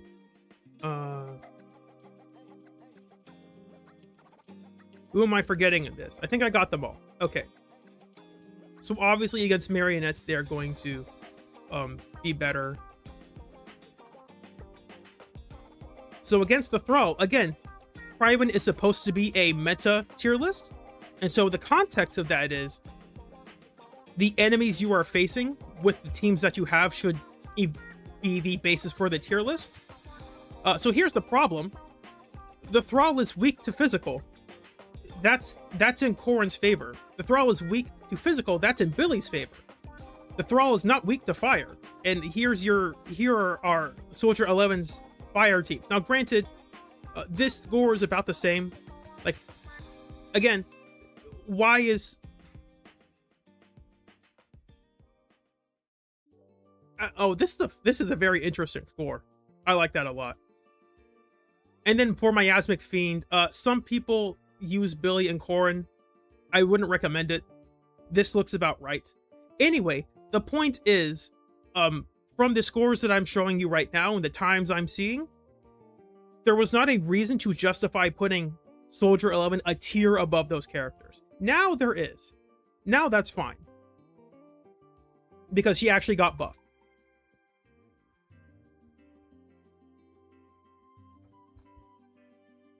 I think Jiao, or sorry, not Jiao, wrong J sound, Juyin being here is interesting. I've heard a lot of people talk about how she doesn't, I guess some players will say that she just doesn't deal enough damage anymore like she used to. Unironically, I think she's a lot better now because of the way Shiyu defense is designed. Means her burst damage is a lot more important than it used to be. Probably same with Corrin. Maybe Anton, but Anton already struggles without Astra, so Hawkeye, yes, I think you missed the Miyabi discussion. Sorry about that. It's a back a bit if you want to see it. Grace being here, they put the eye on her, so they're going to adjust her. Lycon being here, I think makes sense. Qingyi being here, I think is interesting, because I still think Qingyi is really good. She's just outdated. Not outdated, but if you have Dial-In, you probably aren't using Qingyi. Now, if you use Qingyi and Dial-In together, that's really strong. But right now, Qingyi is a bit outpaced by... I don't know if Jufufu is specifically better than Qingyi. The biggest issue with Qingyi is that she's a stunner who wants to have a lot more field time. And because of that, you kind of have to build her as a DPS. And she doesn't deal as much damage as your other DPSs. So the benefit of a character like Jufufu is that, well, Jufufu doesn't ever have to be on field. So Qingyi doesn't have enough like quick bursts to get in and out very quickly. You want to devote a little bit more time to her than you do a character like Dial-In or a character like Lighter. And so because of that, I think this is fair. I still think she's good, but I don't know if I would say she is quite as, I don't know about efficient, Her Mindscapes are her Mindscape 1 is really good, but I don't know if she is as useful as Jufufu. However, though, because of the new Shiyu defense, she actually might be better because, again, turbo stuns are more important now than they used to be. So if you're able to get stuns really quickly, at the start of fights, Shingi is a lot better for that. That moves me on to Kaleda. I think this is fine. Technically, Kaleda got dropped down because they basically deleted tiers 1.5 and tier 2. And that was a good change. I never liked tier 1.5 anyway. I don't like the 0.5 to begin with. I think this should just be tier 1. This should be tier 2, tier 3, tier 4. But whatever, it's not my list. In my list, it would be like that, but this is not my list. Yeah, I think Kaleda being here is fine. I think there's, again, an edge case argument where Kaleda is better now in Shiyu defense because it benefits her turbo stun playstyle a lot faster. Or sorry, her faster stuns are more important now in the mode like Shiyu defense than it used to be. Rina with the expert tag in tier 2. I think that's interesting. I don't have much to say about these. I think a standard agent should be evaluated at Mindscape 2, including Soldier 11, Kaleda, Rina, Lycon, because a lot of their base kit is included in those Mindscapes, and then they got nerfed to be released. I would say Nekomata is technically better than Billy and Corrin. I mean, they're going to buff her anyway, so there's no real reason to adjust her right now. But when she has her Mindscape 1 and she has her Steel Cushion, she is slightly better than these two, but I don't know if she's substantially better to be pushed into tier 1. I know Iyo is always upset about Seth being pushed down this low. For right now, against the current content, I don't think Seth is very valuable. There are niche edge cases where Seth is really good, but we don't have those edge cases right now. So I think this placement is perfectly fine for Seth. I wish he were a bit... I wish the way he buffed your team and affected enemies was a bit more important, but right now it isn't. So maybe for co-op, he will be a lot better because he can stun lock some enemies from moving, and maybe against some enemies in co-op that will be more important. But what is Rina's M2? No, I actually know this off the top of my head. Because you asked, Hawkeye. Rina's Mindscape 2 is an 18. It's 18 or 12. 18, 12, or 15. It's a 18% damage buff for her for 12 seconds. Let me look at that. There we go. 15% for 12 seconds triggers every 18 seconds. There we go. That's why I was confused on the 15, 12, and 18. This Mindscape is bad. I don't care about Rina's own damage. Buff the team. Why switch down here? Why is her best Mindscape in her Mindscape 6? Like, oh, here's electric damage buff. It's only 15%. Huh? Why is that in Mindscape 6? What is this? I genuinely believe Rina has the worst Mindscape 6 relative for how difficult it is to get it, for the payoff you get from it. Like, this is nothing. This is absolutely nothing. Why is this 15%? Why couldn't this just be in her base kit? They could have made this 30%. It still wouldn't be good, but it'd be better. It'd be better than nothing. Why is this 15%? This is swing jazz. You have to spend $1,000+ to get a swing jazz. Hello?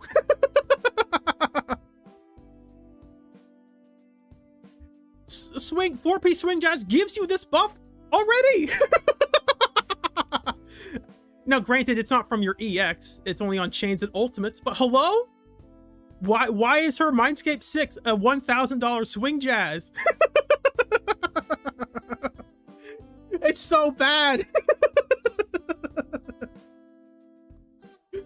Oh, it's so funny. I am eager to see how they buff Rina.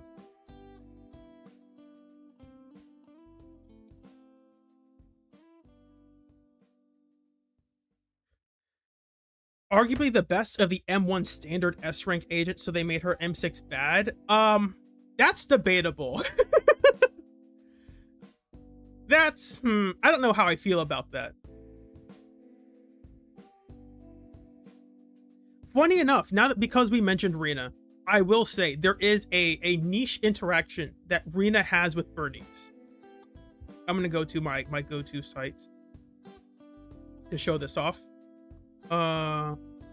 Rina Bernice. When Rina is at Mindscape 1, her core is buffed to 39%. So 25% of Rina's pen ratio plus 12%. She can only get to like, this can only go up to like 29.4. I'm just gonna round it up for the sake of convenience. And it's increased by another 30%. So that's technically 39. I'll just say 38. So we'll say she can give an ally 38% pen ratio. Cool. At Mindscape 2, when triggering Afterburn, apply a debuff, repeated triggers, reset duration. When any allied unit in the squad hits the enemy, the attack's pen ratio is increased by 4% for each stack of thermal penetration up to a max of 20%. So when Bernice is on the team at Mindscape 2, that's a 20% pen ratio for all your attacks. Add onto the 2-piece set of Puffer Electro and the, I'll just do it separately. Plus 8 for the 2-piece, plus 24 for the disc 5. That's a 90% pen ratio. I don't know if this is even good, but it is funny. And because if I'm going to add Grace's W engine to that, it's like 100% pen ratio. I don't know if it works like that, to be honest. I have not tested this. I don't know if this number is correct. This is funny if it is, but I have no clue. Because now, unironically, if you use Grace's W engine, you can get this 24 much more easily. And Grace did just get buffed, so it exists. I don't know if it works like this exactly. And I don't know if it's her afterburns, because I haven't used her. I'm pretty sure the way it reads, when any squad hits an enemy, the attack's pen ratio should be the attack of all attacks, essentially. Anyway, I just think that's funny. Whoops, that was the wrong button.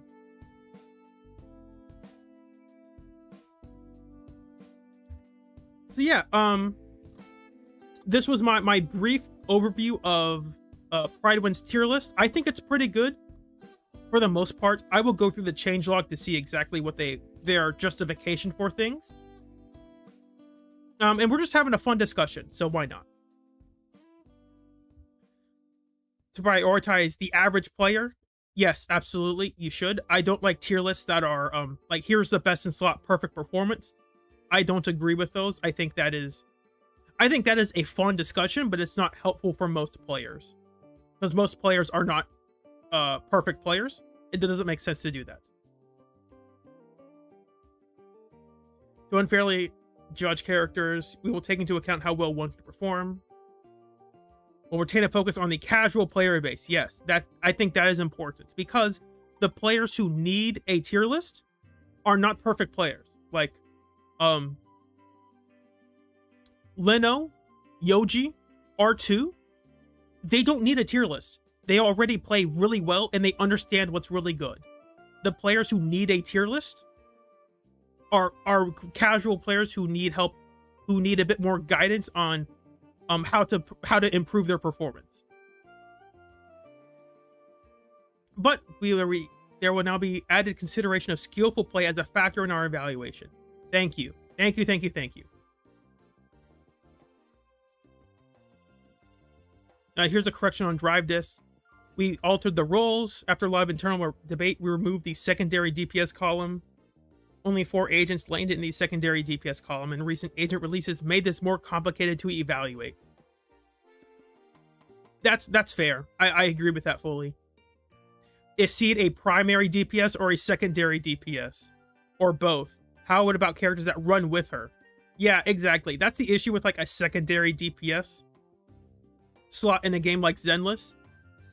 Especially in co-op. Like, if you bring in co-op, it's like, can you even be a secondary DPS in co-op? It's like, not really. You're controlling one character. Is Jane another character that would fit in both columns? Exactly. If she's with Alice, she's essentially a support. But when she's not with Alice, isn't she a primary DPS? Like, what the heck? Yeah, and exactly. Anomaly agents kind of muddy the sub DPS category. Exclusively crowding one column while leaving another barren. Well, this is a case to be made to simply split characters per role. This seemed far too excessive, especially when considering the supports. I agree. I think having multiple columns is a bit too confusing for the average player. Keep it concise and consistent enough. And if you want to leave details, you can put them in the reviews of the agents themselves.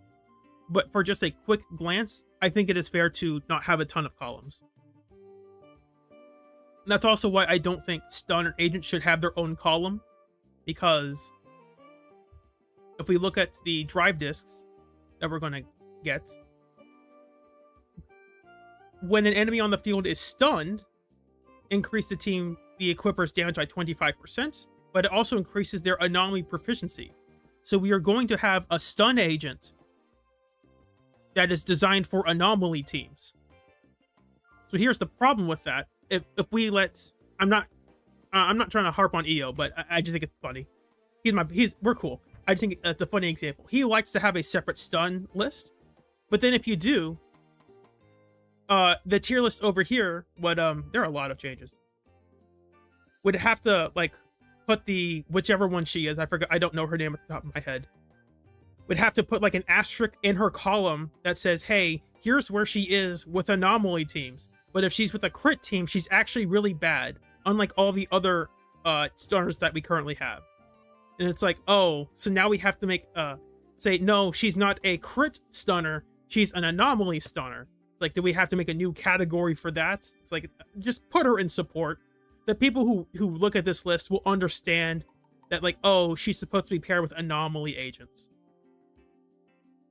Probably.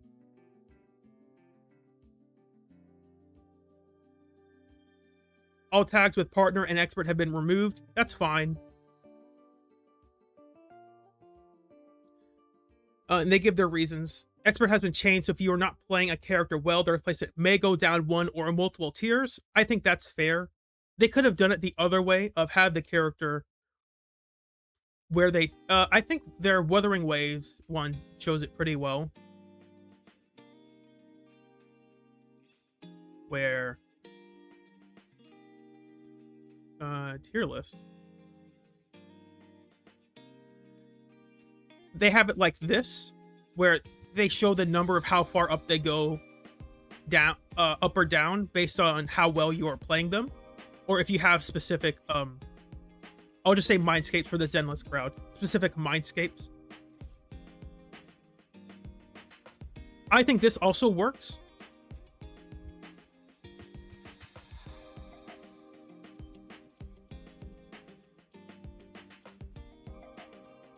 We're almost getting to their full reasons.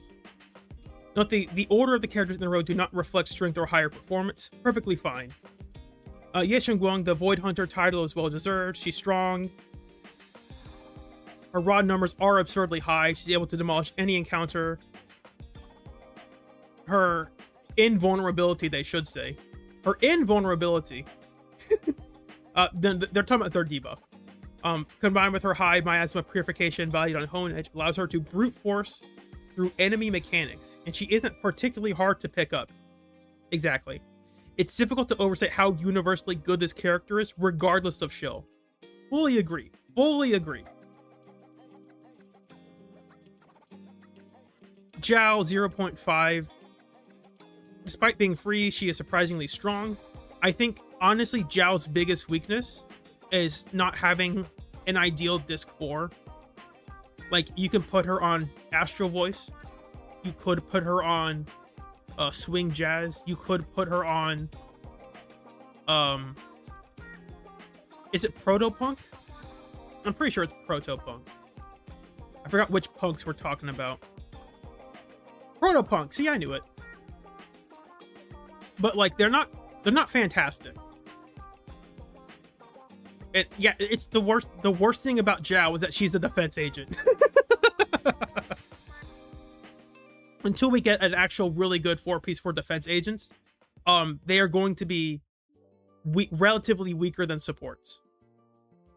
I don't know if she belongs in 0.5 specifically, but I don't really have a specific gripe against her being there right now. Oh, right. I forgot. They evaluate agents based on their signature W engines. So with her W engine, that makes sense. If you don't have her signature W engine, she's definitely not in tier 0.5. That doesn't make sense.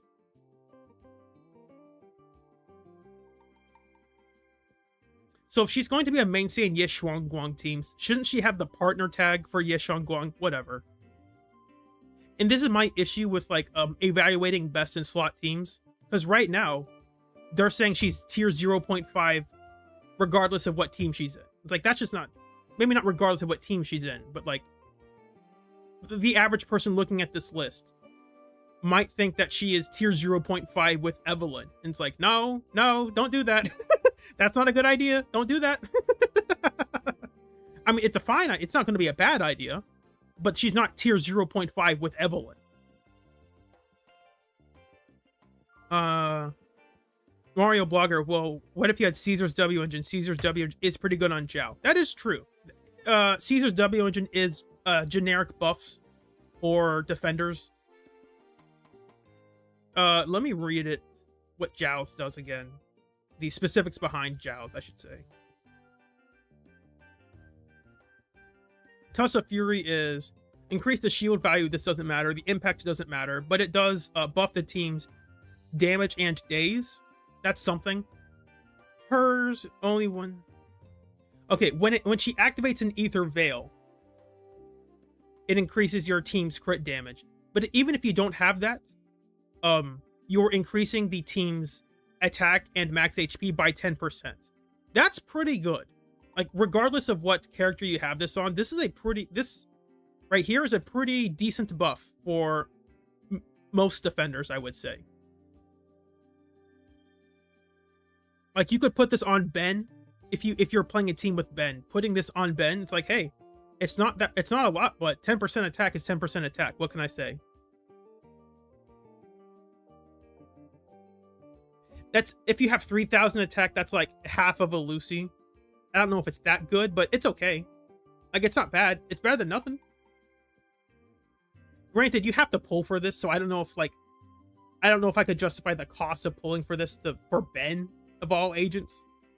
But yeah, if you can't activate the Ether Veil, you probably shouldn't get this. So, like, you should only use this on Jiao anyway, really. Continuing on. I scrolled down. No, yeah, okay. Upgrades. Ellen, 1.5 to 1. Ellen may not be receiving any additional skills or kit changes with her full awakening, but 48% crit damage and 10% ice res are no small numbers.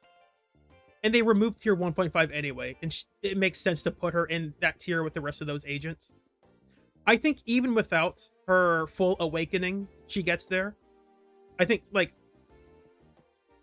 if we scroll down, it's like, without her full awakening, does she belong in tier 2? It's like, no. Like, if this is only P1, she's not down here. That's crazy. So even with without P6, she belongs up here. Soldier 11, tier 2 to tier 1. Yeah, they moved her up. She is a bit more skillful to play. I don't know how they feel about that. Ben and Ambi, they're technically moving up, but not really, because they deleted tiers 1.5 and 2 essentially. putting Seth in the same tier as Ambi feels very harsh, as he does have buff value and works in hypercarry anomaly teams. But even in those teams, he can't quite match the now tier 2 agents in performance. Yeah, that's fair. Downgrades. Again, they deleted tiers 1.5, and this makes sense. I'm fine with that. Although these characters have been technically downgraded, this is more of a result of removal of tier 1.5. Here's the funny thing though, chat. Work with me here. Bernice, Jane, and Xingyi are placed on the... I have to go out of here real quick. Are part of the...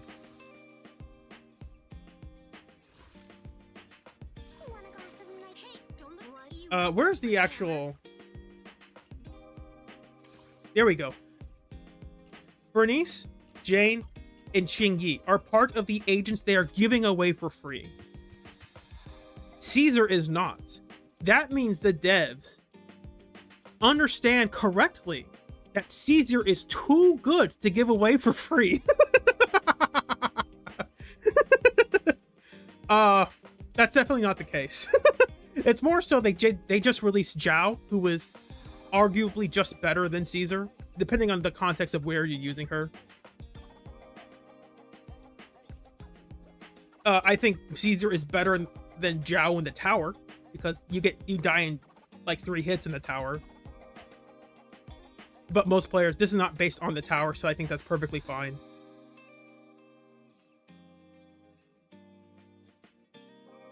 I would not be surprised if they buff Caesar and then add her in later to the list. That might be something they're going to do. Because right now, if they rerun Caesar, they're not really going to make any money until they buff her or adjust something with her. Give her a new drive disc set at least. So Kaku, yeah, this makes sense for Mono Ice in particular. So Kaku is still really good, but she's only as really good as Miyabi is really good. And Miyabi is only really good when she can... shouldn't say only really good. Miyabi is the most dominant when she can permafreeze enemies, because there are fewer and fewer enemies that you can permafreeze, which that makes Sokaku also weaker, because that is Sokaku's best team.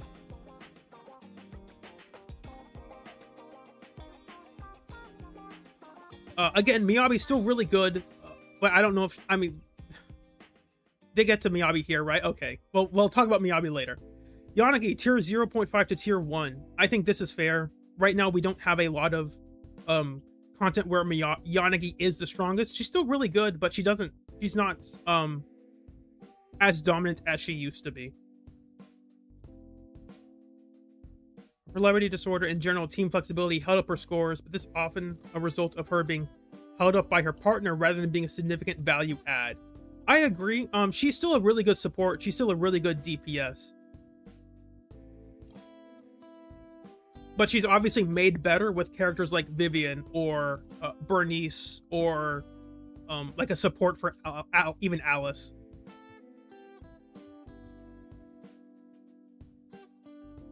Nicole. They technically nerfed Nicole. That's crazy. I forgot about that. Visually, Nicole appears to remain in tier 0, but attention should be given to the change in how the expert tag is evaluated. Rather than being a tier 0 agent when played at her best, she drops to tier 0.5, with her still being a remarkably strong support if properly managed, but falling short of the likes of Dialin and the 3 dedicated limited supports. I think that's fair. I think that's fair. Yeah, they did drop Vivian. Vivian remains the premier anomaly partner. Given the lack of ether-resistant bosses and the universal value of a bloom, she continues to manage strong scores. However, that's falling in short in comparison to crit DPS units. Yuzuha Cannon does make up for the difference, but this still means Vivian is losing overall power. Yeah, it would be weird to compare her to Ye Shunguang and Yi Xuan and say, you know what, Vivian's right up there with them. It's like, what? No, she's not. Vivian is not on the same level as these two characters. That's absurd. Arguably, Someone could argue she doesn't belong in tier 0.5. I might argue that, but I don't have like a strong opinion about it one way or the other. They're just putting Orphe down where she's supposed to be, essentially. Arguably, you could put her in tier 1. The best thing she is that she's a DPS that you don't have to play. And so that will just increase your damage overall anyway. It's not that her damage output is... It's not that her damage output is better than... Or on the... better than these characters. It's that her damage contribution with her minimal playtime means she is going to buff your damage more... Much more than other agents will, relatively speaking. Miyabi tier 0, 0.5. Here we go. Here's the fun part. Here we go. This is exactly what I said. I did not read these changelogs. If we were to evaluate Miyabi's power, she's undisputed tier 0. However, excessive anti-shield enemies, often lackluster anomaly buff selection, and ever-increasing anomaly thresholds mean she has consistently underperformed in comparison to Yi Xuan. To the point, Miyabi at times can't even keep up on some anomaly-oriented bosses like Miasmic Fiend. Exactly. And that's why Miyabi did not deserve to be in tier 0 for a long time, in all honesty. They could have made this change back in like 2.3. But yeah, it's still fine. It's fine that they finally did it. And I think they're just doing it now to like, they're already adjusting the tier list anyway. They might as well just do it with the rest of them. Yeah, exactly. Although well-executed mono eyes or user height rotations, invite the expert tag, the constant lack of freezable bosses means that even with the necessary skills to pull it off, the game does not give much of an opportunity to do so, gimping her potential and making it hard to justify a tier 0 expert placement. I fully agree with that. Now, granted, if we have 3 weeks of here are all the 1.0 run back, of here are all the 1.0 bosses again, absolutely push Miyabi up into tier 0. Why not? But as long as they continue to make bosses that resist ice and are unfreezable, then Miyabi doesn't really deserve to be in tier 0.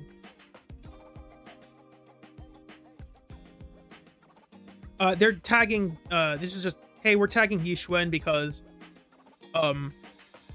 she's still really good, but you kind of have to, with her best team, you have to play her more at an expert level. At a base level, she's still really good. And that's pretty much it. And they watch listed Grace because they're not quite sure if she should be up higher or lower. Yeah, overall, I really like this list. I like the changes they made. I have some small personal gripes, but they're not important enough to like make a hit list, or sorry, a hit piece. I'm not gonna like be upset that Jufufu is in tier 0.5 instead of down here. Like that's not important enough to get upset about. So yeah, that's it for the tier list section. The parry is peak. So what is the last thing I said on the schedule for today? I talked about the tier list, talked about the game changes. I talked a bit about the outpost. We've been going for quite a while. The Yojimbo hit list? Yeah, exactly. Let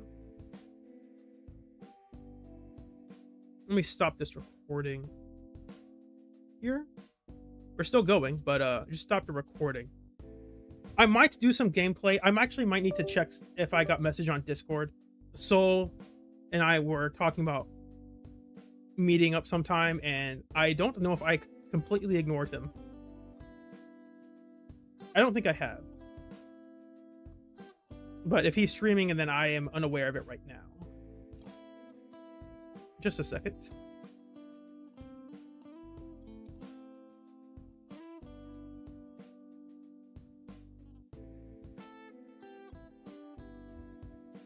Oh yeah, Tampa. Oh, Tampa Never Sleeps is streaming. Then Zone Zero live. I'm still going. I'm not. I have one more thing to show y'all. At the very least, one more thing.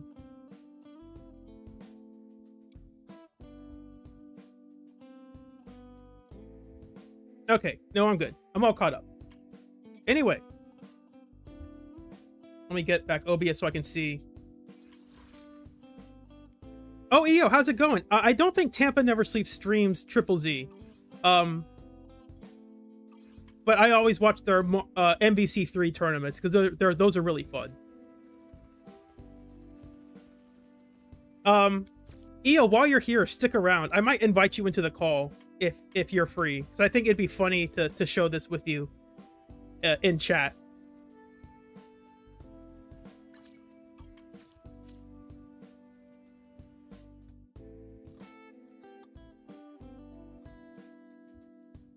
Oh, you're in a voice call right now. Anyway. Let me set up my... I have a bug to show you, chat. It's really funny.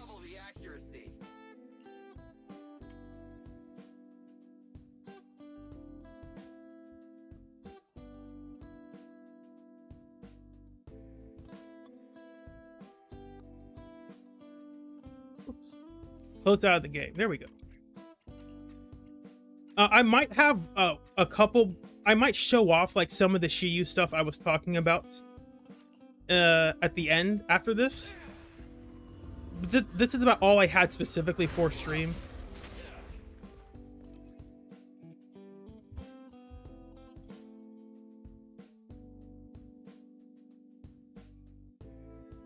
I'm gonna call Iyo right now, see if he's free.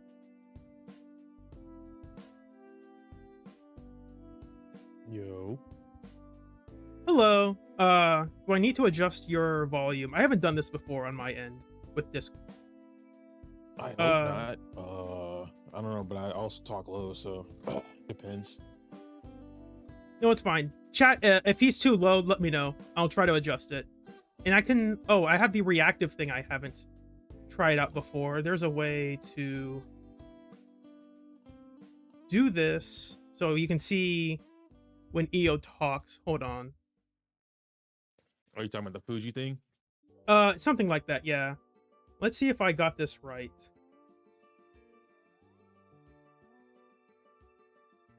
Okay. Socks. I'm doing all right, man. Doing all right. There you go. Yeah, I did it. It worked. First time, first try. Let's go.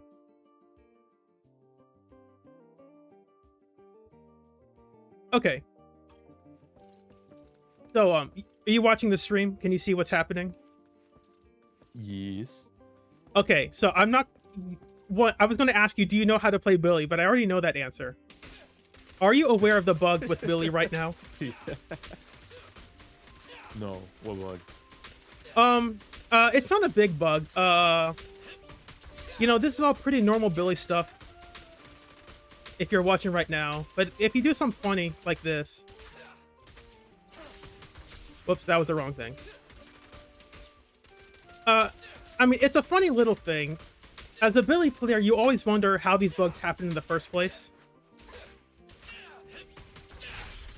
That wasn't it either. I messed it up. Anyway, how has your day been so far? It's been all right today. Pretty chill. I think I finished the thumbnail. I finished the guide. So waiting on that to get approved. And then I watched some Gachi Akata. I started that yesterday or like 2 days ago. Really been enjoying that. And then I took a nap. What about you? I helped my family take down the Christmas tree. We I have the joy of moving a couch on Friday, so that'll be fun. But today has been a pretty relaxing day so far. Not bad. Not bad. My family never takes down the Christmas tree. I think it takes us like 4 months before we decide to take it down. I just did it. I just did the bug in case no one was watching. It's nothing. It's normal. What do you mean? Nothing happened. It's normal Billy gameplay. What are you talking about?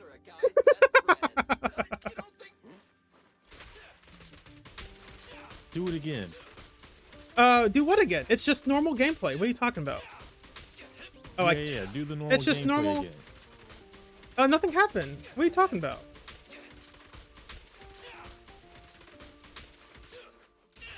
You know, it's just you know, it's just nothing like that. It's nothing crazy.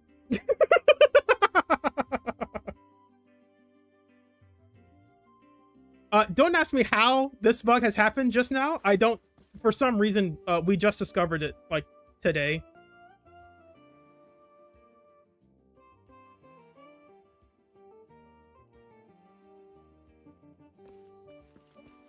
Bro, how? So for chat, for those who don't know, this is essentially his Hollow Zero Lost Void buff that lets him charge his EX, and it deals. It has a 200% damage multiplier. So, but if you actually tried to do this, you can't do this. Like, no matter what you do, I guarantee you, you probably can't do this on your own. Because if you try to do it, it won't come out. Specifically, you have to be doing your specials. And while you do your specials, if you delay it for a certain time and then hold down your EX. So I'm going to do this a bit slower this time to build it up.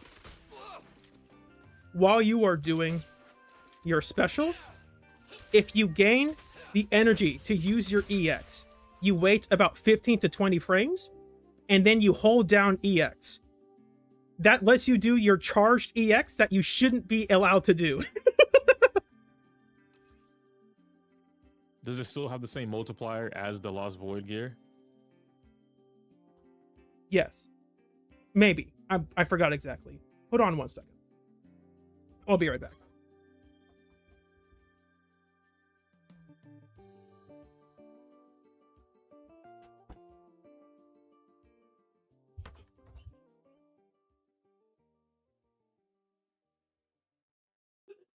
Sorry, I'm back. I'm back. What'd you say? Sorry. No, I just asked if it had the same multiplier as in the Lost Void gear. I think it does. I'm pretty sure. We don't know how long this bug has been in the game because it's a very specific interaction that you can't, like, most people are not doing their specials into their EX. So this bug could have been in the game for longer, but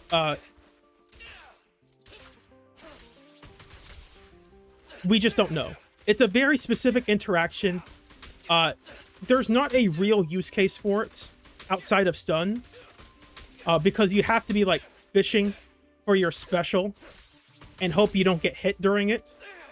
So it's usually only for during the stun rotation when you can, like, enemies aren't moving and you can guarantee, or you can manipulate your energy more specifically like that. Yeah. I won't be What if it's surprised not when they patch this a out. It's just bug? funny that it's in the game. I was gonna say, what if it's not a bug? Like, what if they're like implementing it and it just happens to be in there early? I know this is the this is his potential awakened. This is S rank Billy. That would be kind of cool. I'm not gonna lie to you.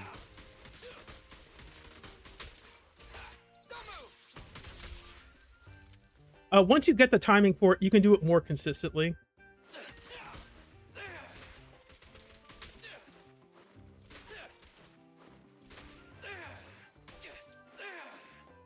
Oops.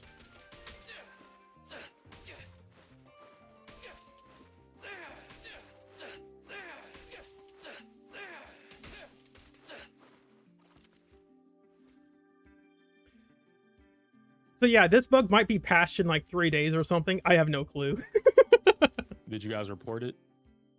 I don't know if we have. We've been kind of quiet about it. It's not gonna get patched. It's not getting patched. If you, Well, because it's like there's very little people that are gonna play Billy and then report it, right? I don't think the Billy man's gonna. Not only that, talk they're about very that and people. reporting, like, take away some fun. Not only that, it's a very specific interaction that you're not going to find.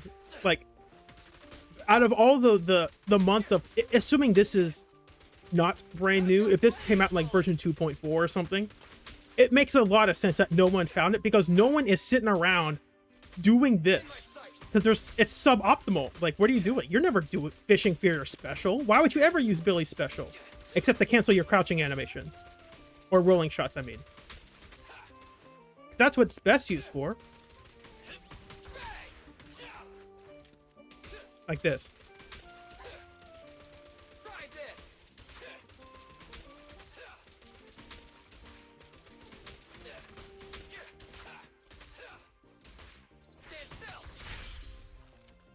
But yeah, that's about it. You mind if Brilliant. I'll ask you right now, Crazy. what are your thoughts on the new Shiyu defense? You probably said this in your stream.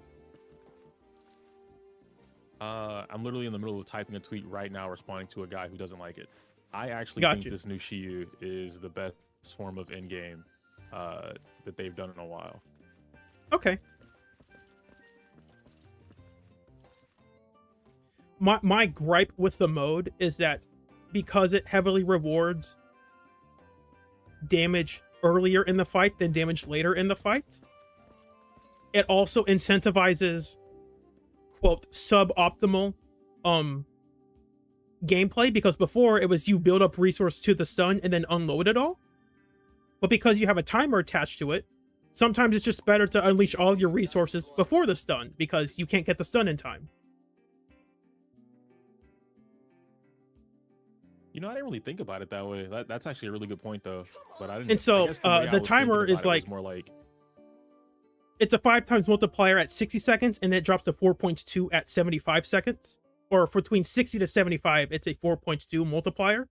So if it takes you 65 seconds in the fight to stun an enemy, you're better off just using all your ults before then, because you're just going to get a lower damage multiplier anyway.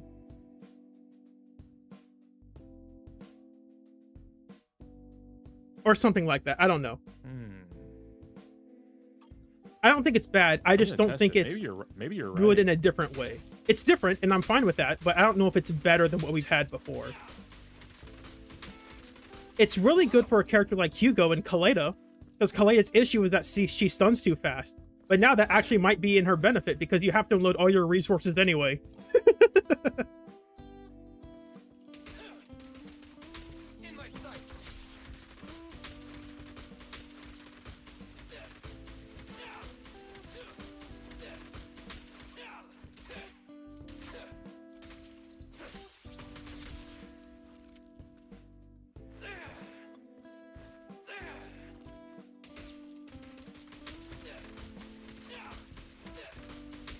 Have you created your outpost yet? Yeah, dude, I made it, and I didn't expect it to fill up. So I told him, yeah, I was that's like, yeah, you know, I'm just gonna open it up. It's not gonna get filled up. And in a matter of like 15 minutes, it was filled up. I was like, where did y'all come from? So I have 4 now. You had other people make them, or Yeah. yeah, So, your admins made them. just, That's like, what I people thought. that are active in my Discord, yeah. And then they'll make it, then they'll add me. And we pretty much just named them all like something similar that I would do anyway. Like the main one is Eoverse. One after that is Egoist, like Egoist from Blue Lock. The other one is Mockingbird, just because I like the name for it. And then, oh, the fourth one is the Glue Factory.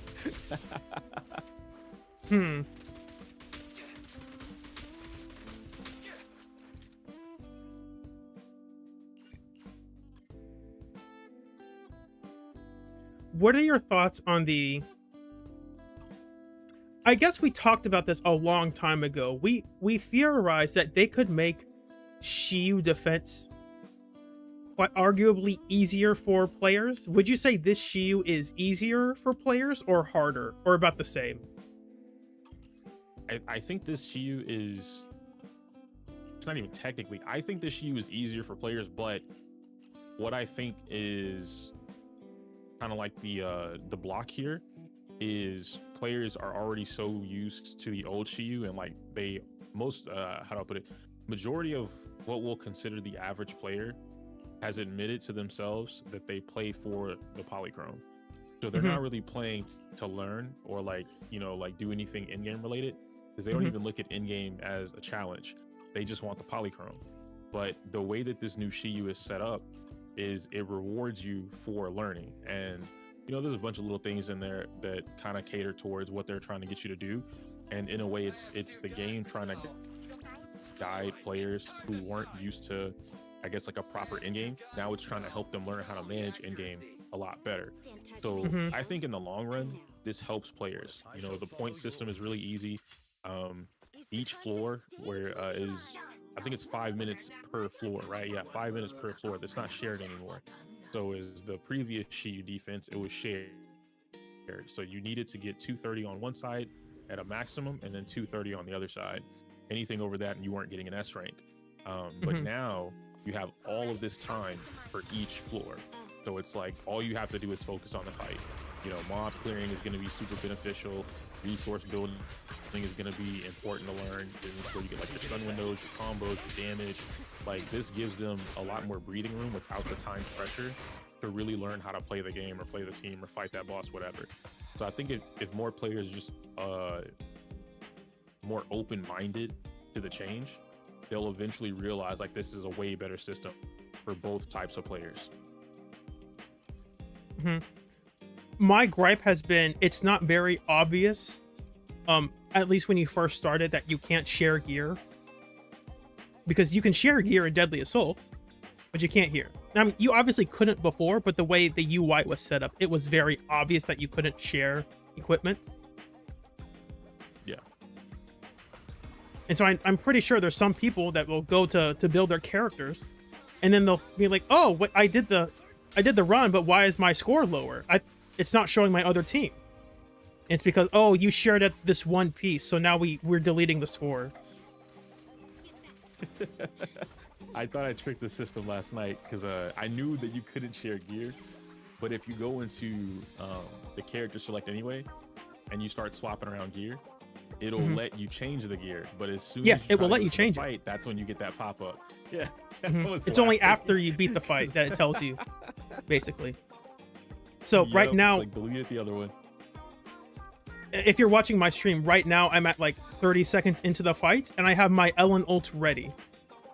And so here's the thing: if I wait to stun, I think this is Thracian, or it's Thracian or it's Dullahan. Yeah, this is Dullahan. Why? So the score multiplier is still at that 5-point level, and I'm being smart. I'm like, oh, I'm saving my resources for the stun. Whoops. Okay, so now it's still fine. Okay. I'll just do the regular rotation. I don't feel like optimizing it. But theoretically, let's say I had a weaker team and I was playing slower, and maybe I got the stun right at the 4-minute mark here. At that point, it's like you holding on to your ultimate to do the most damage during stun, but because you waited so long, now you get fewer points for it. And so in that hand, I can see it that way. Do you think maybe you could see it at the same time? Like, what if you knew you could kill in that stun though? So now you trade off the multiplier, right? The 5 times multiplier, but now you get the speed clear bonus. There's not a bonus for once you get past, I think it's 2.5 minutes. Once you get past then, the multiplier goes to just 1.0 for the rest of the time. Oh. So going faster is important because of the multiplier you get earlier on. But it gets to a point where the time doesn't matter. Because like a run that takes, well, theoretically, a run that takes 3 minutes and a run that takes 5 minutes. 3-minute one will be better because you dealt more damage up front. But the score you're getting from the 2.5 minutes to the 5-minute range is going to be the same score.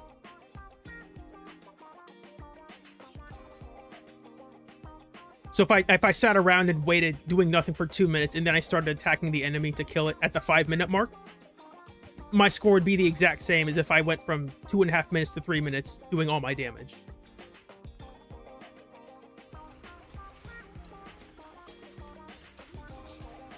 Okay, that's fair.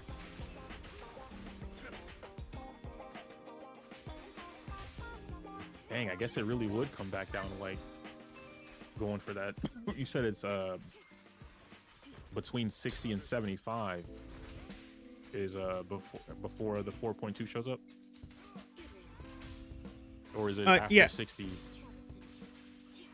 It's right when it turns, the timer turns to 4 minutes is when it drops down to a 4.2 multiplier.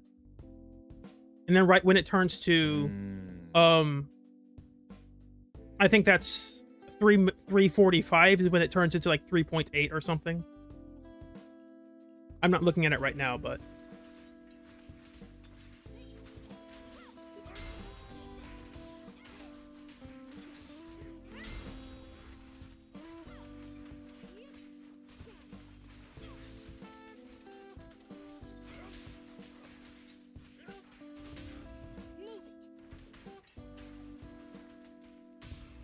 because normally for a fight like this, I might decide to save all my strongest ultimates for Miasmic Monoto because he's going to deal more.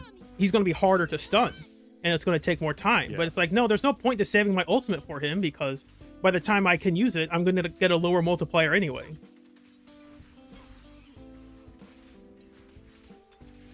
That's important for me to write down. I didn't even realize that.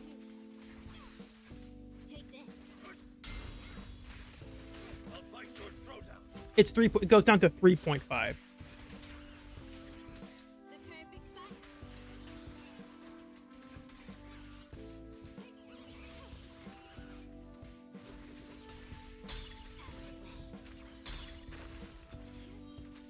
Now it's down to 3.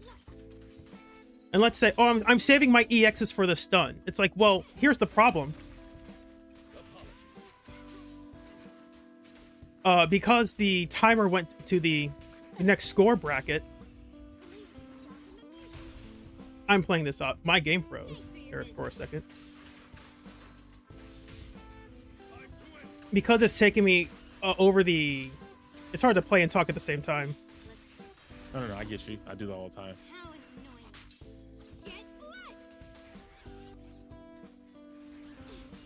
Because of how long it can take to stun an enemy. But instead of saving resources for the stun window, for the score, because the score drops off heavily between 4 minutes to 3 minutes. And then from 3 minutes to 2 minutes, essentially. Yeah. You're better off just expending all of your resources instantly because you'll get a better score multiplier. And I don't know if that feels good. It feels good for Hugo because Hugo and Kaleda already do that. Kaleda does it accidentally. Like, oh, I stunned too fast. Whoops. Anyway. I'm gonna try to keep that in mind now and see if I get a higher score if I like burn everything in the beginning.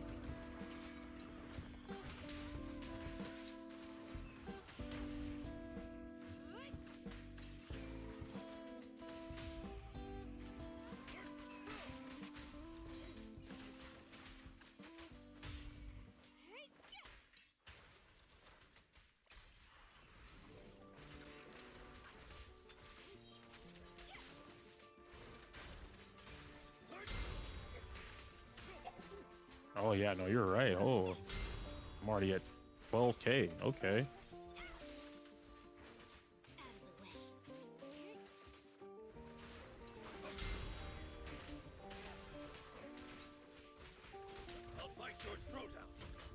Because right now I'm using Lycon's ult to stun Dullahan. Just because, like, I could save it for Monoto, but there's no point because I'm going to get a lower score multiplier anyway. I'll just use it now.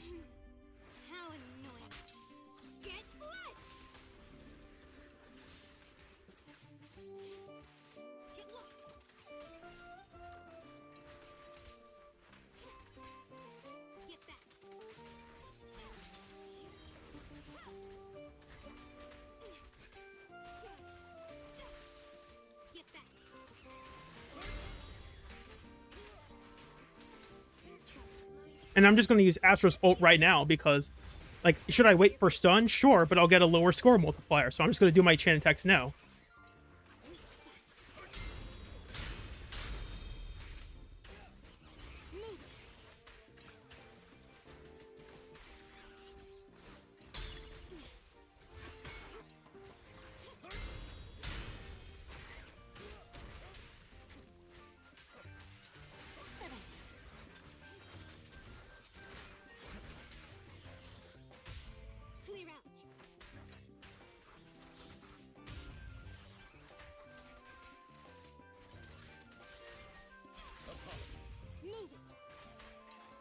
knowing that makes me want to optimize it even more for like that fast, bursty, immediate damage. Mm-hmm. This power.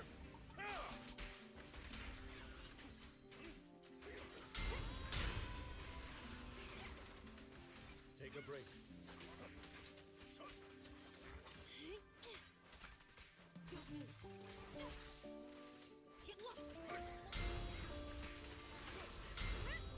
Do you like that?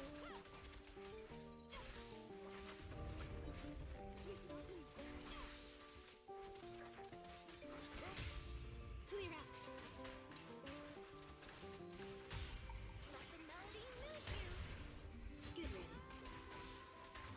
Or seriously, aren't you tired?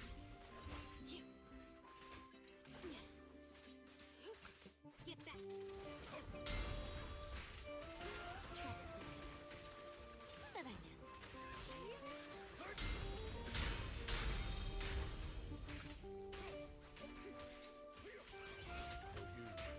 I'll eliminate any obstacles. Move it.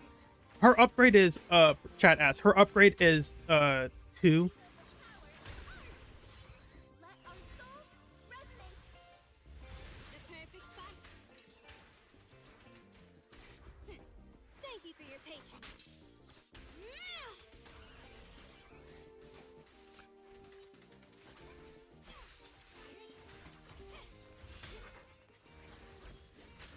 Oop. Don't look at me.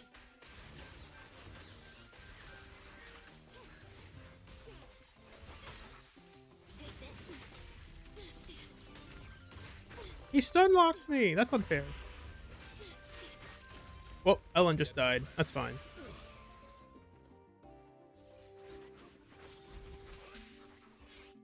Also, it's harder because I'm using a weaker build on my team right now. Because I have to share it across 3 different teams now. What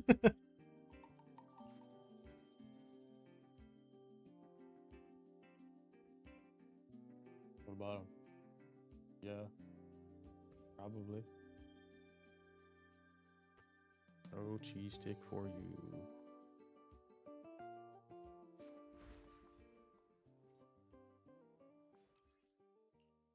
Touch my tail, and no.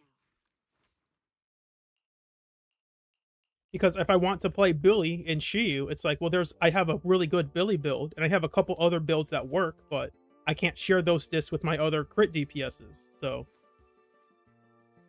Yeah, I think it'll definitely be rough for like the player that isn't fully prepared for endgame. But I think what I would have preferred, similar to Deadly Assault, where like if you only clear like 2 out of the 3, you can still at least get the rewards. But for Shiyu defense, for you to get a ranking, you have to beat all 3 floors. So I guess like in one particular case, you could have probably like cheesed it, right? Like got an SS in 2 floors and then like an A rank in the 3rd floor, and then still get your polychrome. But yeah, they just straight up made it where you pretty much have to get S across the board. you do. To be fair, though, if you don't get an S, you're only missing out on 80 polychromes. Which, again, Shiyu defense is updated every 2 weeks. That means over the course of a month, you're missing 1 pull. So it's like, over the course of a year, it's like, oh no, I'm missing out on 12 pulls. Ooh, watch out. Like, at that point, it's like, here's 10 bucks. Like, just spend 10 bucks. Don't worry about it. Instead of spending $155 to get a new agent, just spend 10 bucks and don't worry about that.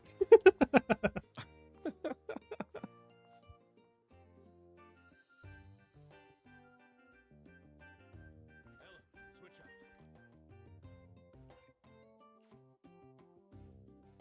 I think I can't use. I think I have to use dial-in for this team. I can't. I don't think Lycon's good enough for this.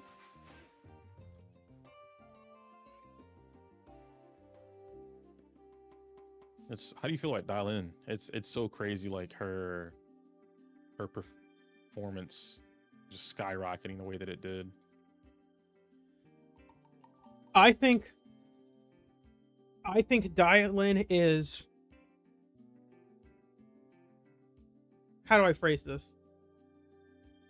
I think Dial-In, they finally released a powerful, a specifically powerful stunner that anomaly teams can't just take for themselves. Yeah.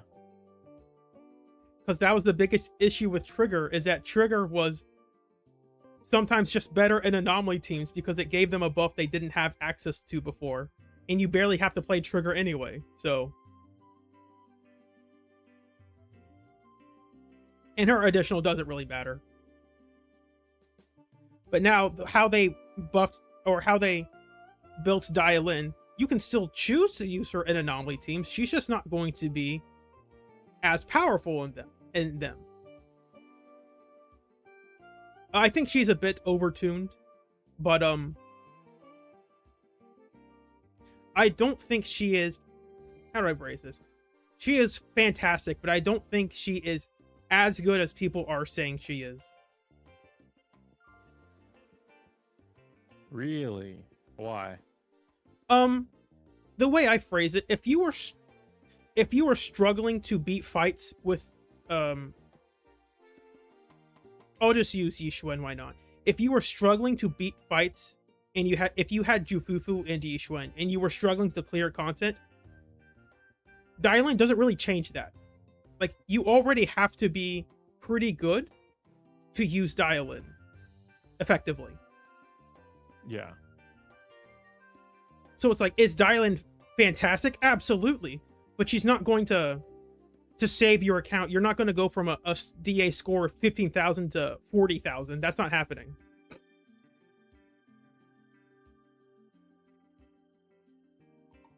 You know what? That's pretty fair, actually. That is pretty fair.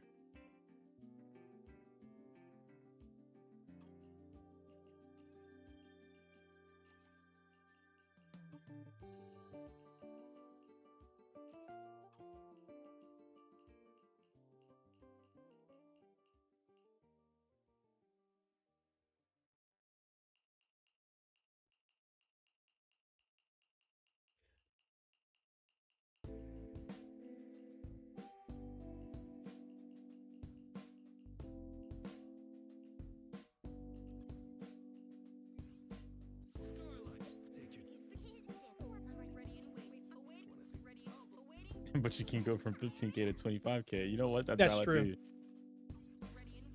That's fair.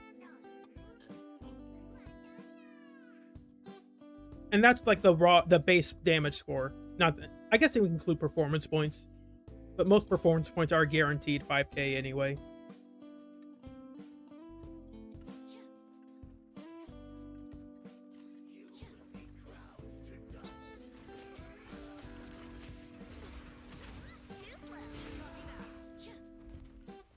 How do you feel about the new soldier buff? I think we are continuing the agenda of the fire class DPSs being the most enjoyable to play. Billy is an honorary fire DPS, but it's Soldier 11 finally feels really good to play. Before she was fine, but she was a bit her rhythm game plan was a bit I don't want to say too simple, but it wasn't that challenging, and it also wasn't that important because until you stunned the enemy, you could never do her basic 4 anyway. You're using all your dodge counters. You don't have to time, I mean, you have to time your dodge counters, but you have to restart your combo over. So, and when you use your EX, you get guaranteed suppressions anyway, so you don't need to time those. But yeah, now she feels really fun to play. She's a lot more reactive to what enemies are doing. She has to be more engaged with how the fight goes on. You have to be more careful about her timings. Monato's really fun. I don't have Evelyn, but Evelyn's really fun too. Banyue, obviously Banyue. Lighter has some cool combos he can do. Nobody ever uses them. I like the dang it, I just learned the name of it the other day. But the punch move where you dash to the side, do the skill, he does that quick punch, then he goes into the auras.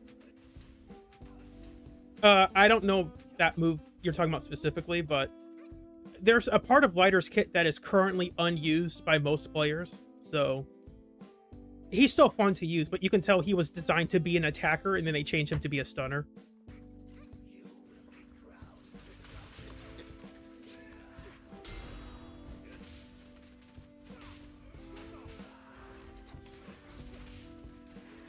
What's the thing that the lighters aren't using in this kit?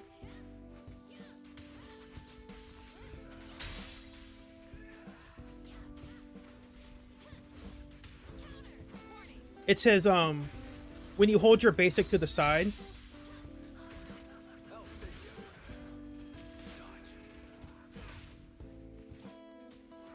if you watch my stream now, it's these punches, or it was those punches until I did a dodge counter. Hold up. Not bad, not bad.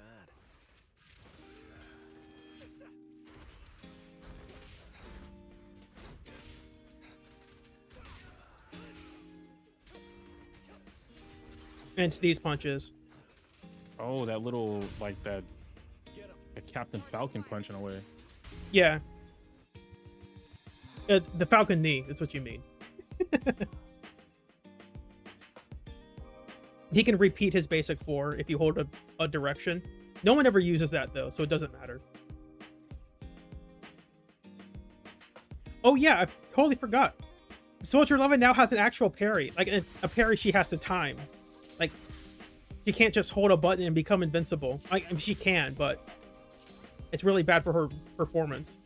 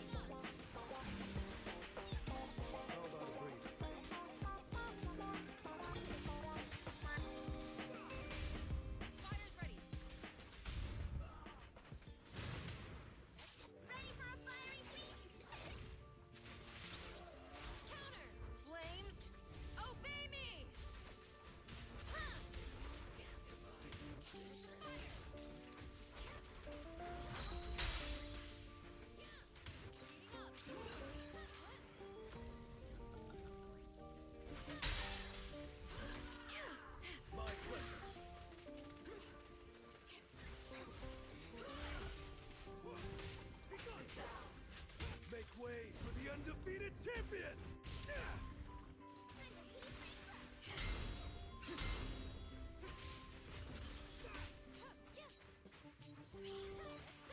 Okay. All right, Jimbo, let me get out of here. Okay. Go figure out why the lady is coughing it up. All right. Bye, chat. Y'all have a good one. Bye. Thanks for joining.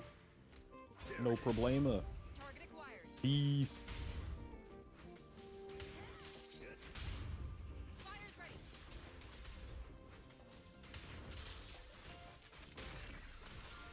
Elite, prepare to burn.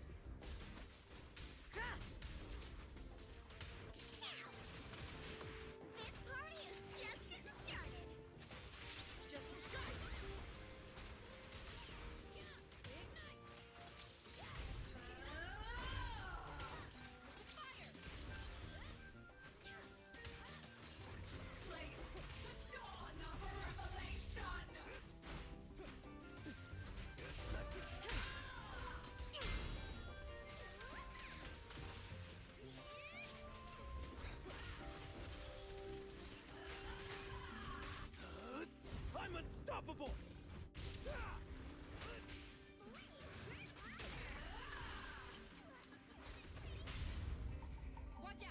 just getting started. These flames never die. A weak spot.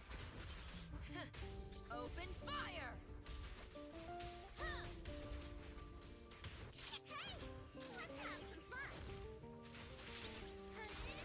Thanks for the donation, Mooper. Follow the plan.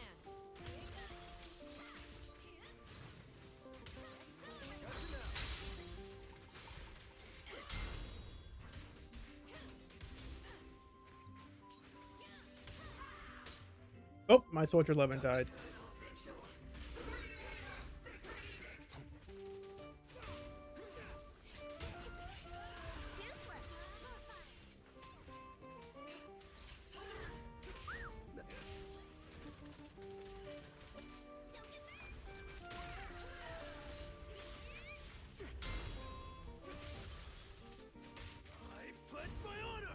It means nothing to me. The fact that when I have to fight, I look good doing it. Yeah.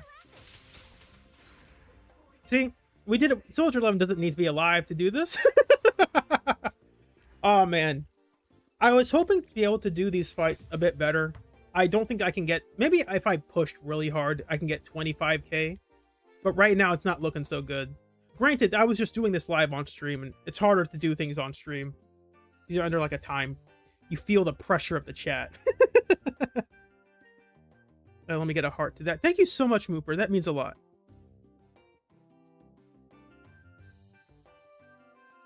So, I don't have too much planned right now. I do eventually want to do some co-op stuff, but that's not coming until for a little bit.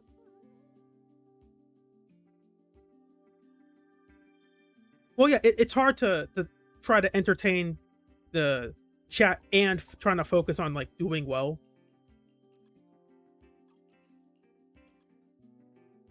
Obviously, this is it's not a joke team, but I'm using a silly team. Like, obviously, this is not the best Soldier 11 or Bernice team.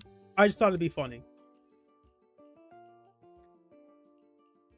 And I'm still not used to using the new Soldier 11. And you saw that because I didn't do too well.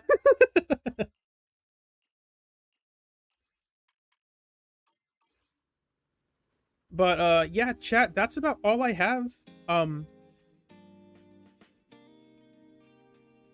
probably not going to play the story on stream. I think I'll save that for a separate stream later. Or not a stream, I'll just do the stream on my own. Yeah, that team is fun, exactly. I do want to do co-op though.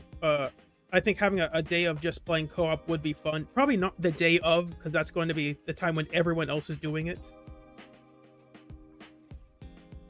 But yeah, thank you guys so much for joining me. That really means a lot. Let me see if there is anyone who is streaming Zenless that I can point y'all to. So I want to go support the people who are live right now.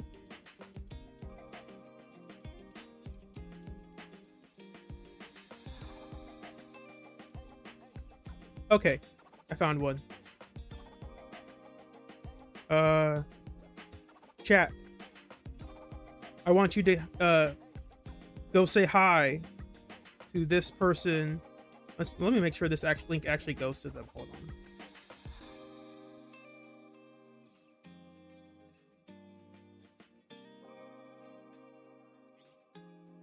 Go to this stream here. Whoops, that's the pre-live chat. Thanks for joining me tonight. I hope you'll have a happy New Year's. Go share some love with the stream below. Thanks so much for joining me. Have a great night. See you soon.